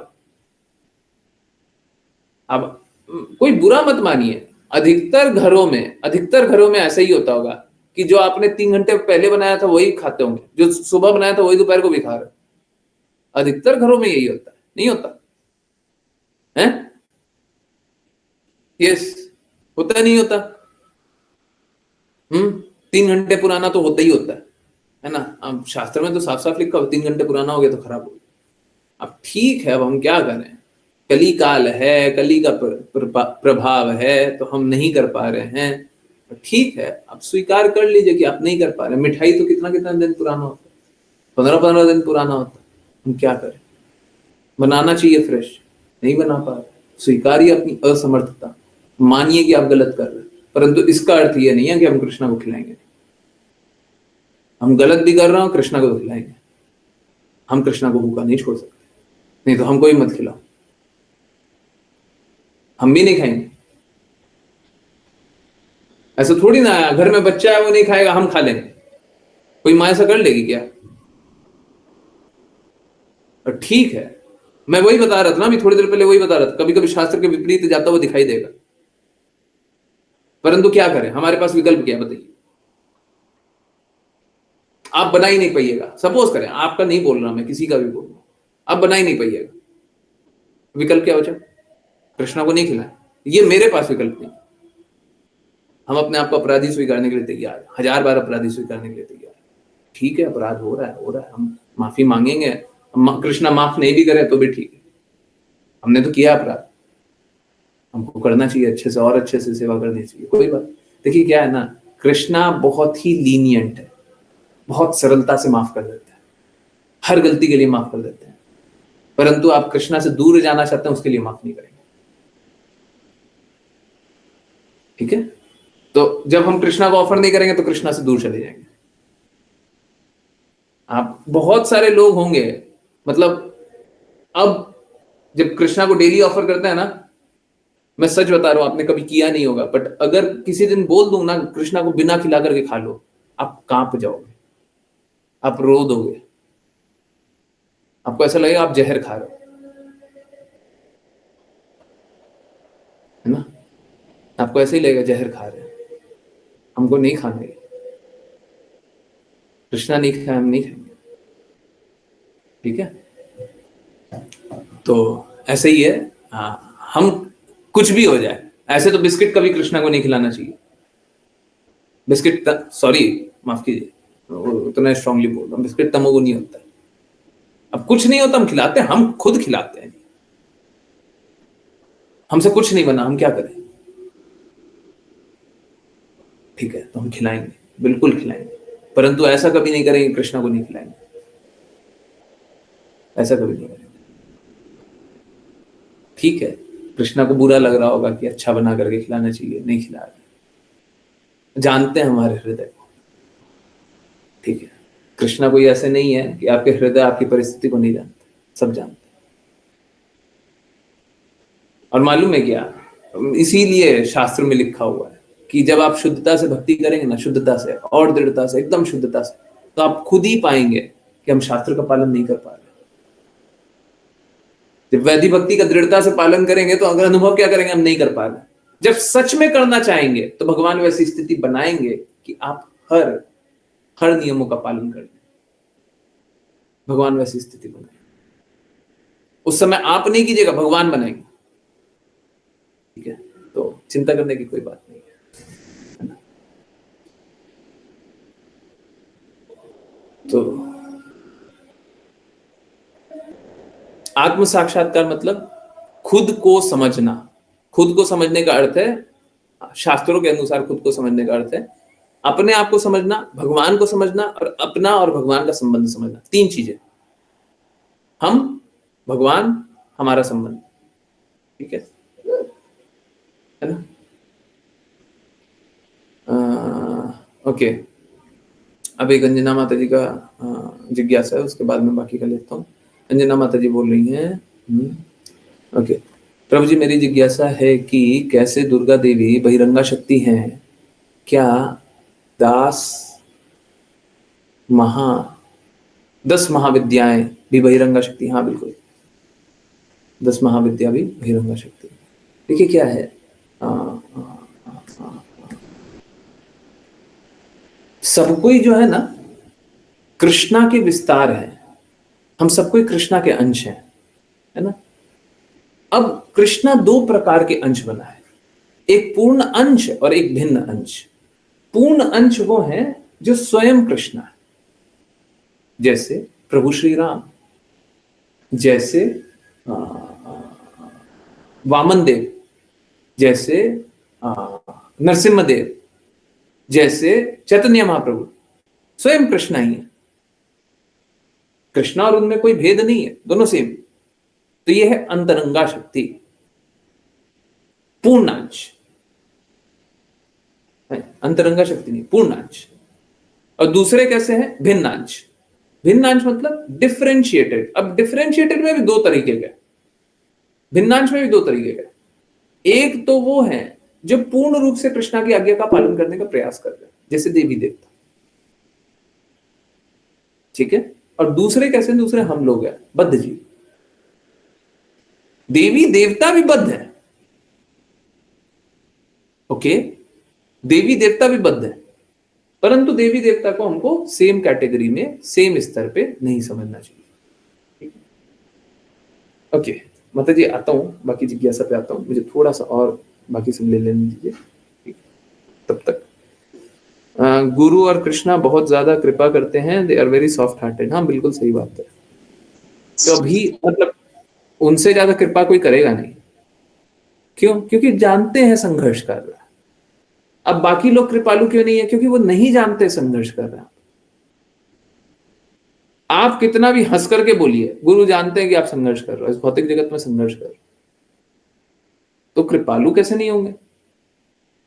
अगर कोई संघर्ष कर रहा है, कोई स्ट्रगल कर रहा है, कृष्णा ने बोला कंपैशनेट रहना है, तो कृपालु कैसे नहीं होंगे? गुरु के पास विकल्प भी है क्या? कृपालु होए या ना होए, दूसरा विकल्प तो है ही नहीं, ठीक है। क्योंकि देख रहे हैं ना, सब स्ट्रगल कर रहे हैं, भगवान से प्रेम जागृत करने के लिए स्ट्रगल कर रहे हैं, वो खुद भी नहीं जान रहे हैं। मैं जब पिज्जा बनाती थी तो वो खिलाती थी, वो भी खिलाती थी, ऑल्दो इट इज कंसिडर्ड तामसिक। बिल्कुल सही बात है, खिलाना ही चाहिए, ठीक है, कोई बात नहीं। हमको अगर आप बहुत कुछ देखने लग जाएं तो हम कितना डिटेल बता दें, जितना डिटेल बताएंगे उतना आप हंसते चले जाएंगे, हंसते चले जाएंगे। एक आप जान लीजिए, जैसे इडली, इडली भी तामसिक होता है। अब इडली हेल्दी होता है? बिल्कुल होता है। कृष्णा को खिलाते? बिल्कुल खिलाते, ठीक है। इडली डोसा है ना, हेल्दी होता है। बहुत बार क्या होता है, बहुत बार हमारा जो ये डिफरेंशिएशन होता है ना, कि सड़ना, तो हमको समझ में नहीं आता क्या होता है। एसी भक्ति वेदांत स्वामी श्रील प्रभुपाद बताए हैं कि इडली बिल्कुल बनाइए, ज्यादा सड़ा हुआ मत बनाइए, ज्यादा सड़ा हुआ, ज्यादा फर्मेंटेड मत बनाइए। उससे क्या होता है, उससे एक अलग तरह का गंध आता है। आप लोगों ने समझ में आ रहा होगा, जो भी इडली खाए होंगे समझ में आ रहा होगा कि ज्यादा फर्मेंटेड क्या होता है ना, आता है ना। ज्यादा फर्मेंटेड जो होता है, अलग टाइप का एक उसमें महक आता है ना, टेस्ट आता है ना। वैसा नहीं बनाने बोला है, वो नहीं बनाने बोला है, परंतु हाँ, इडली बनाइए। हाँ, आई मेड टुडे एंड भोग भी लगाया है। बहुत अच्छा, बहुत अच्छा। चलिए अभी बाकी लेते हैं। ओके, हाथ में कोई भी खाने की वस्तु आती है तो पहले कृष्णा याद आते हैं। अब देखिए इससे क्या हो रहा है, इससे आप सदैव कृष्णा का चिंतन कर रहे हैं। यही तो कृष्णा बोलते हैं और यही कर रहे हैं। अब क्या आप विधि के अनुसार, एक्चुअली में ज्यादा विधि करने वाले लोग हैं ना, फंस जाते हैं, अब कर नहीं पाएंगे। देवी देवता का जो भी वो होता है, वो तो बस विधि से ही होता है। आप वहां पे भी नहीं कर पाइएगा, यहां पे भी नहीं कर पाइएगा। जब विधियों का पालन कीजिएगा तो भक्ति पीछे रह जाएगी। आप लोगों ने वो कर्माबाई का पास टाइम सुना, नहीं सुना? कर्माबाई क्या थी कि जगन्नाथ जी डेली आते थे, जगन्नाथ जी डेली कर्माबाई के पास खिचड़ी खाने आते थे, डेली आते थे। और ये रियल पास टाइम है, ऐसा हुआ करता था। तो कर्माबाई क्या करती थी, डेली खिचड़ी बनाती थी, और जगन्नाथ जी आते थे सुबह सुबह। कर्माबाई बिना नहाए, नोट कीजिएगा, बिना नहाए, बिना किचन साफ किए हुए वो जल्दी जल्दी उठती और जल्दी जल्दी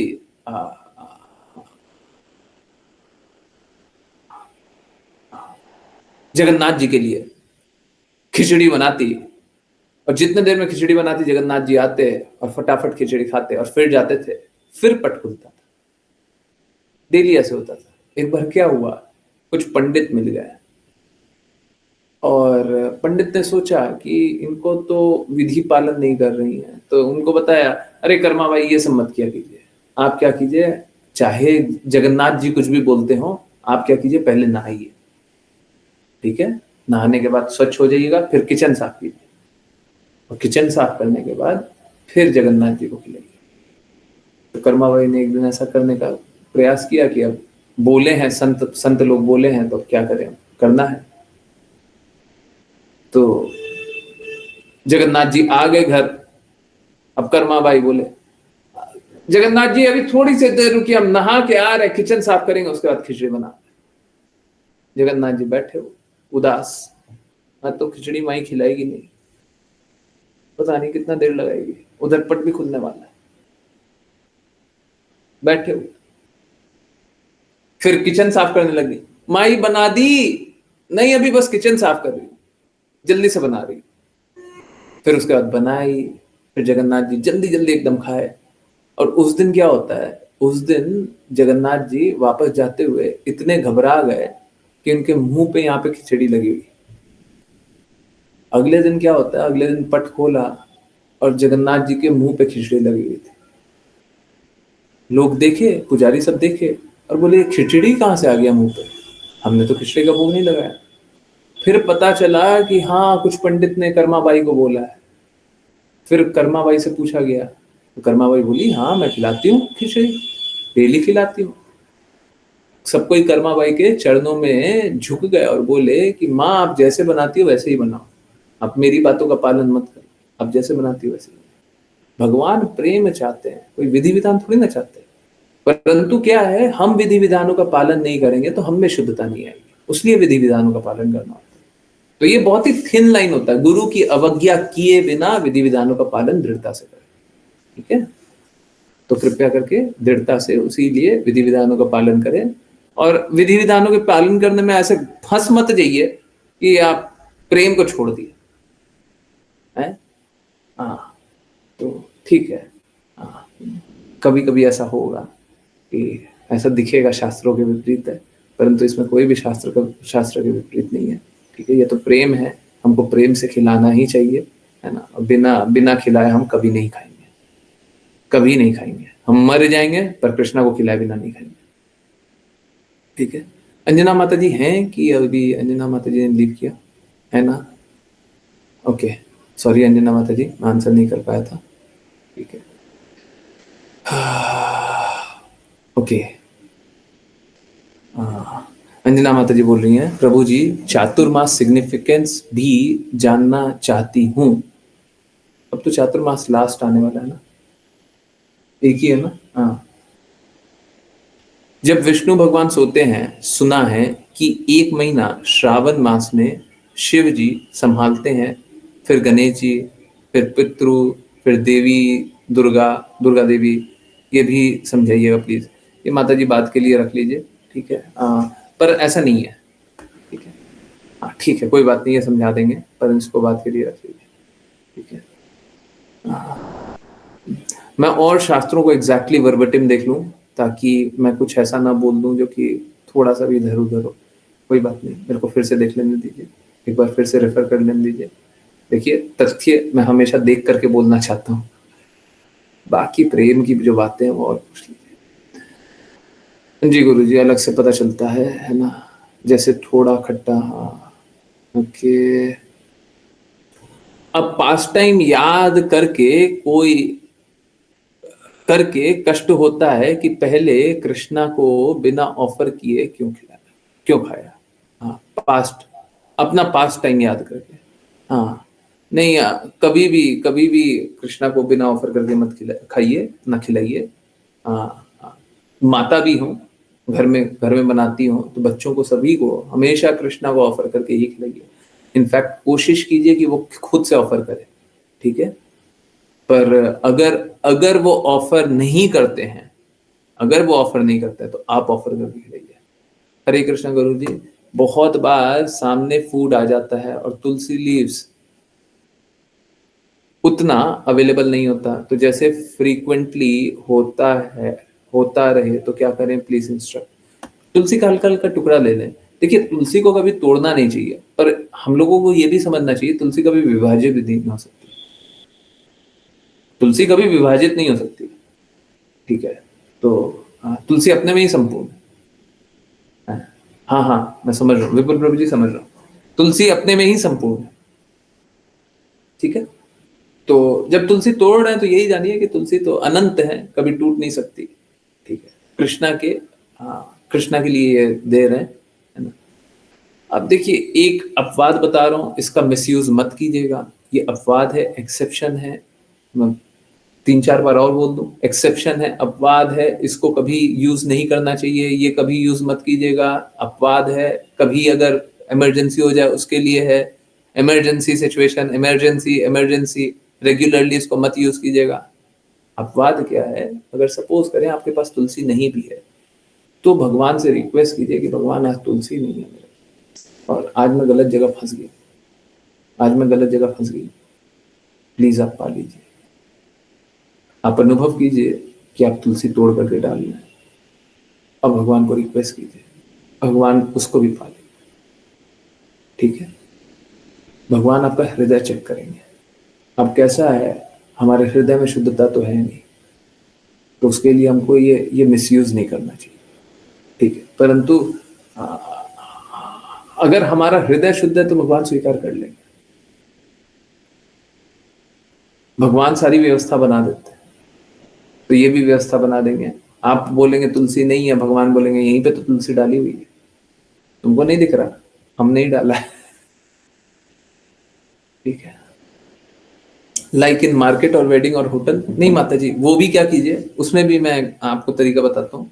उसमें भी क्या कीजिए, मोबाइल तो रखते हैं, मोबाइल के पीछे में जगह होता है ना यहाँ पे, उसमें एक काम कीजिए, पन्नी में तुलसी का सूखा हुआ लीफ बांध करके रख लीजिए, रख लिया, अब जहां जाने जाइए,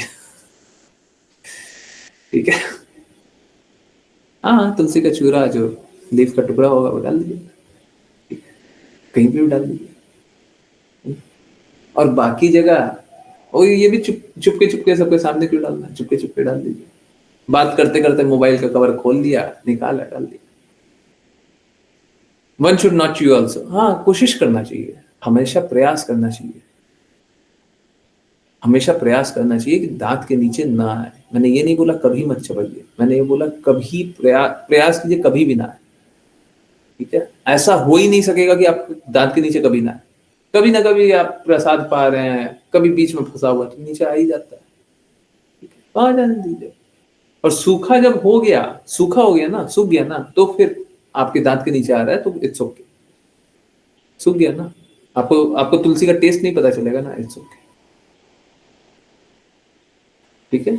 सूखा हुआ लीफ मोबाइल में रखिएगा, मोबाइल के कवर में, हाँ, वो गीली पत्ती को मत रखिएगा, हरी पत्ती को रखिएगा तो क्या होगा, वो सड़ जाएगा, पानी पानी रहता है ना, बाद में सड़ जाएगा, ठीक है। सूखा हुआ पत्ती रहेगा तो वो रह जाएगा, ठीक है। तो इमरजेंसी के लिए वो रखना बहुत अच्छा रहता है, ओके। सो कोशिश कीजिए कि तुलसी का लीफ रहे, नहीं रहता है मोबाइल के अंदर में रखिए, वो भी नहीं कर सकते हैं, कोई बहुत रेयर एक्सेप्शन हो गया, कभी महीने में, 2 महीने में, 6 महीने में, 1 साल में, 2 साल में कभी एक बार, वो एक्सेप्शन का बताया, मत कीजिए उसको, मिसयूज मत कीजिएगा, ठीक है, ओके। आई होप समझ में आया। क्लास के पहले मैंने पढ़ा था ये मैसेज, क्लास ज्वाइन करने के पहले की बात है। हाँ बिल्कुल प्रभु जी, मेरे को खुद भी समझ में आता है कि कृष्णा को खिलाए बिना हम लोग खा रहे थे, कितना बड़ा अपराध कर रहे थे, ठीक है। मतलब भगवान ने हमको सब कुछ दिया और भगवान को हम थोड़ा सा भी नहीं खिला सकते, हमारे पास हृदय ही नहीं था, भगवान आप खा लो। कभी कोई भोग लगाने भी बोल देता था तो फटाफट भोग लगाते थे, दौड़ करके आ जाते थे, हो गया जी, हो गया, है ना, कितना गलत बात है। पर बात बस इतना सा है, जब तक आपके पास हृदय नहीं होगा भगवान तो स्वीकार भी नहीं करेंगे। तो आप शुद्ध हृदय लेकर के आइए कि ठीक है, हम तो पहले बहुत पाप कर्म किए, अब आप स्वीकार कर लीजिए। ठीक, ठीक है। I hope I answer. We will not have tulsi और समबडीज हाउस। हाँ ठीक है माता जी, अगर तुलसी वुलसी ना हो तो हम मोबाइल के कवर के पीछे तो बिल्कुल रखिए, है ना, वो काम करेगा। प्रभु जी पहले से ऑफर तुलसी फिर से प्रयोग कर सकते हैं। देखिए तुलसी कभी भी खराब नहीं होती है, ठीक है।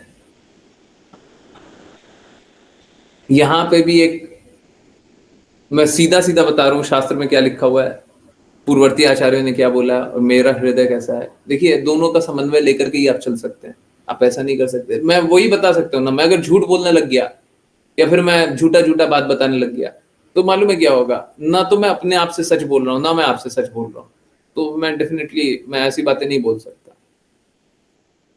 सभी का अपना हृदय होता है, हृदय भी तो बताना ही होता है, हृदय को झूठला नहीं सकते। अब कैसा है, देखिए बात समझिए, तुलसी कभी झूठी नहीं हो सकती है। अब एक तुलसी को 2 बार यूज कर सकते हैं, उसका मतलब बस एक ही है, सेम प्रसाद को फिर से ऑफर किया। जब एक तुलसी को यूज किया है तो एक तुलसी को एक बार ऑफर कर दिया तो खाना ही है। अगर वही चीज को फिर से ऑफर कर रहे हैं, वही चीज को, ठीक है, हाँ अगर तुलसी है तो ठीक है ऑफर कर दीजिए, परंतु आपका झूठा नहीं होना चाहिए। कृष्णा का झूठा है, देखिए कृष्णा का झूठा भी कृष्णा को नहीं खिलाना चाहिए, आइडियली नहीं खिलाना चाहिए, ठीक है, परंतु आपके पास अवेलेबल ही नहीं है, कुछ और नहीं है, वही वही है, ठीक है, माफी मांगिए, खिला दीजिए। परंतु सेम तुलसी को 2 बार यूज करने का अर्थ है उसमें से निकाला, कुछ हम दिए हैं उसमें से निकाला दूसरे में डाल दिया, नहीं, ये बिल्कुल नहीं, बिल्कुल नहीं, ठीक है। तुलसी का 4 टुकड़ा कर लीजिए, एक में एक में एक में एक में डाल दिया, ये कर सकते हैं। ये नहीं एक में डाला वापस निकाल लिया, तुलसी निकाल लिया फिर दूसरे में डाल दिया फिर निकाल लिया फिर तीसरे में डाल दिया, ऑफर करते जा रहा है, नहीं ये गलत है, एकदम गलत है, ठीक है। I hope this is very very clear. But you, अच्छा ठीक है, ये तो आंसर हो गया। Yellow leaves CC and picked, yellow leaves cc and be picked, can be picked, okay। Yellow, हाँ येलो भी, येलो नहीं, येलो तो बहुत अच्छा है, हम कह रहे हैं ब्राउन भी पिक कर सकते हैं, कोई दिक्कत नहीं। इनफैक्ट शास्त्र में लिखा हुआ है पहले ब्राउन पिक कीजिए, ठीक है, पहले लिखा हुआ है ब्राउन पिक कीजिए। आपको तोड़ना नहीं चाहिए, तुलसी को तोड़ना कभी नहीं चाहिए। कब तोड़ना चाहिए, जब कोई भी तुलसी अवेलेबल ना हो, जब कोई ब्राउन लीफ अवेलेबल ना हो, ठीक है, जब कोई येलो लीफ मतलब झड़ने वाली लीफ है वो अवेलेबल ना हो, तब जाकर के हमको तुलसी तोड़ना चाहिए, नहीं तो हमको तुलसी तोड़ना ही नहीं है, तुलसी के पत्ते तोड़ने ही नहीं है। जब तक ब्राउन लीफ अवेलेबल है, ब्राउन लीफ को धोइए, उठाइए वहां से, तुलसी के पौधे के नीचे, ऑब्वियसली ब्राउन है तो तुलसी के पौधे के नीचे होगा, कभी कभी वो डाली में भी सूख जाती है तो उसमें भी होता है, तो वहां से तुलसी लीजिए, उसको साफ कीजिए, पानी से धोइए, धोने के बाद ऑफर कीजिए, कृष्णा स्वीकारेंगे उसको, ठीक है।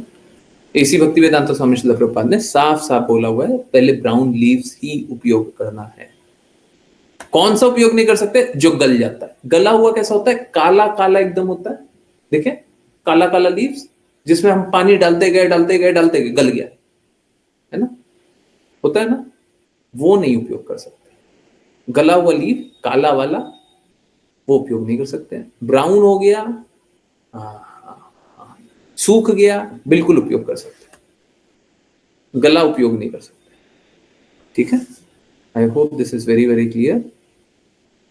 मुस्कान माता जी पूछ रहे हैं, गुरु जी क्या दूसरे दिन की हुई तुलसी जी कृष्णा को अर्पित कर सकते हैं दूसरे दिन?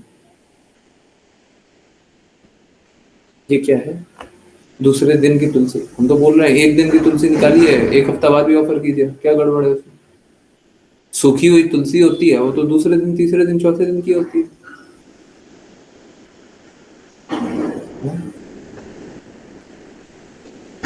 ये जिज्ञासा बहुत अच्छी है। प्रभु जी मंजरी तोड़कर ऑफर कर सकते हैं, उसके साथ हरे पत्ते भी आते हैं। अब देखिए समझिए, मंजरी का एक बहुत क्लियर इंस्ट्रक्शन है। मंजरी में क्या करना है, मंजरी जो आता है ना, मंजरी वो एक्चुअली में तुलसी का फूल होता है। ओके, कोई भी फ्लावर कृष्णा को अर्पित कर रहे हैं, कुछ भी फ्लावर अर्पित कर रहे हैं, कोई भी, उसका हजारों लाखों गुना बेनिफिट होता है अगर मंजरी ऑफर कर रहे हैं कृष्णा को। तो मंजरी कृष्णा के लिए है। अब कैसा है, मंजरी को जब तोड़ता है ना तो आइडियली 2 पत्ता और नीचे का होता है। आप कभी देखिएगा मंजरी को तोड़ते हैं, जिन लोगों ने तोड़ा होगा वो देखेंगे, मंजरी को तोड़ते हैं तो 2 पत्ता और नीचे का होता है, जनरली वो भी साथ में टूटता है ना। उसको अलग से तोड़े तो नहीं टूटता है। तो हमको क्या करना चाहिए, 2 पत्ते नीचे तक तोड़ देना चाहिए। ठीक है, मंजरी को तोड़ा, 2 पत्ता नीचे आ गया, उसको तोड़ दिया। ठीक है, हाथ से तोड़ने का कोशिश कीजिए, नहीं तो एक अच्छा कोई ब्लेड या सिजर रखिए, वो स्पेशली उनके लिए रखिए, तुलसी महारानी के लिए, और उनसे तोड़ने का कोशिश कीजिए। ठीक है, और तोड़ करके उसको धो करके कृष्णा को ऑफर कीजिए। कृष्णा बहुत प्रसन्न होते हैं अगर उनको मंजरी ऑफर कीजिए तो। ठीक है, वो तुलसी के पत्ते को अलग कर लीजिए, 2 तुलसी का पत्ता जो निकला, कृष्णा को मंजरी ऑफर कीजिए। तुलसी का उपयोग कृष्णा को ऑफर करने में, प्रसाद ऑफर करने में कर लीजिए। और मंजरी कभी पैर में नहीं आनी चाहिए। और मंजरी को कब तोड़ना चाहिए, जब मंजरी हरी हो तभी तोड़ना चाहिए। ऐसा ना हो कि हम बहुत दिनों तक इंतजार कर रहे हैं और मंजरी ब्राउन हो रही है और ऐसा कुछ कलर हो रहा है, वो सब नहीं। जब आ रही है, मंजरी आ रही है, थोड़ी सी बड़ी हुई, तोड़ लीजिए, कृष्णा को ऑफर कीजिए। Okay, I hope I answered. ठीक है, फिर से आशी माता जी पूछ रही है, गुरुजी शायद वो पूछ रही हैं कि दूसरे दिन की ऑलरेडी ऑफर्ड हुई तुलसी कृष्णा को अर्पित कर सकते हैं। मुझे नहीं समझ में आ रहा। ठीक है, अगर कुछ पहले से ऑफर किया हुआ है उसमें फिर से तुलसी डाल दीजिए ना, इतना क्या सोचना है, इतनी क्या कमी आ रही है, तुलसी का एक छोटा सा टुकड़ा डाल दीजिए। मैं लगभग हर रोज ऑफर करती हूँ। देखिए अब इसके बाद तो फिर और दृढ़ता से भक्ति करनी चाहिए ना, और दृढ़ता से आज्ञा पालन करना चाहिए, फिर तो आपको और स्ट्रांगली आज्ञा पालन करने के लिए रिक्वेस्ट किया जाएगा। अब देखिए, मैं आपके सामने एक एग्जांपल रख रहा हूँ। मनीषा माता जी, मैं ये नहीं बता रहा हूँ मैंने आपको क्या आज्ञा पालन करने के लिए बोला है, ठीक है, परंतु आप समझिए, मनीषा माता जी को मैंने एक आज्ञा के लिए बोला है कि वो पालन कर लीजिए, और मनीषा माता जी के लिए बहुत डिफिकल्ट भी नहीं है। ठीक है, बहुत, मतलब मुझे तो लगता है कि बहुत आसान है, परंतु कम से कम वो 6 महीने लगाए हुई है, कम से कम 6 महीने से वो कोशिश कर रही है। ये बताइए, क्या हमने बहुत स्ट्रांगली उनको परेशान किया है? आपको कोई कष्ट आया है? हम क्या ड्रैकुला बन गए आपके लिए? हैं? बने गया? अब देखिए, गलती कर रही है तो हम बोलेंगे ना, हैं? क्या सही बात है कि नहीं माता जी, मनीषा माता जी? क्या बहुत ज्यादा आपको डांट करके बात किया है? हैं? बताइए। पर देखिए, हाँ, मनीषा माता जी में ना दृढ़ता है, शुद्धता है, तो फिर आज्ञा पालन भी अच्छे से करना चाहिए। ठीक है, तो आप लक्ष्य को प्राप्त कीजिए, है ना। हाँ, प्लीज। हाँ, मैं किसी को बुरा नहीं बोलता, और ना मैं किसी को ऐसा बोलता हूं जो उनके लिए असंभव हो। बिल्कुल संभव है तभी बोलते हैं, और आप कर सकते हैं, और कर सकते हैं तो धीरे धीरे तो पुश करेंगे ही, धीरे धीरे तो पुश करेंगे ही, पर ऐसा नहीं होगा कि आपको एकदम गड्ढे में ले जाकर के कुदा देंगे कि कर लो अपने, अब कर लो, जान लो अपना। नहीं, बिल्कुल नहीं। ठीक है, तो आप दृढ़ता से कीजिए। सॉरी प्रभु जी, भोग बना रही थी, कोई बात नहीं, कोई बात नहीं, मतलब भोग बना रही थी वो ज्यादा इंपॉर्टेंट है ना, अच्छे से खिलेगी कृष्ण। ठीक है, कोई बात नहीं। तो मैं करूंगी आज्ञा पालन। अच्छा है, अच्छा है। सबको आज्ञा पालन कीजिए, सबको अच्छे से भक्ति कीजिए, सबको कष्ट से मुक्त होइए। ठीक है, हाँ, मेरे लिए बहुत अच्छा है। ठीक है, आप बोलिए मेरे लिए, हम आपको किसी और के लिए बोल रहे हैं। आप मेरे लिए बोलिए बोलिए बोलिए, आप यही जानिए। ठीक है।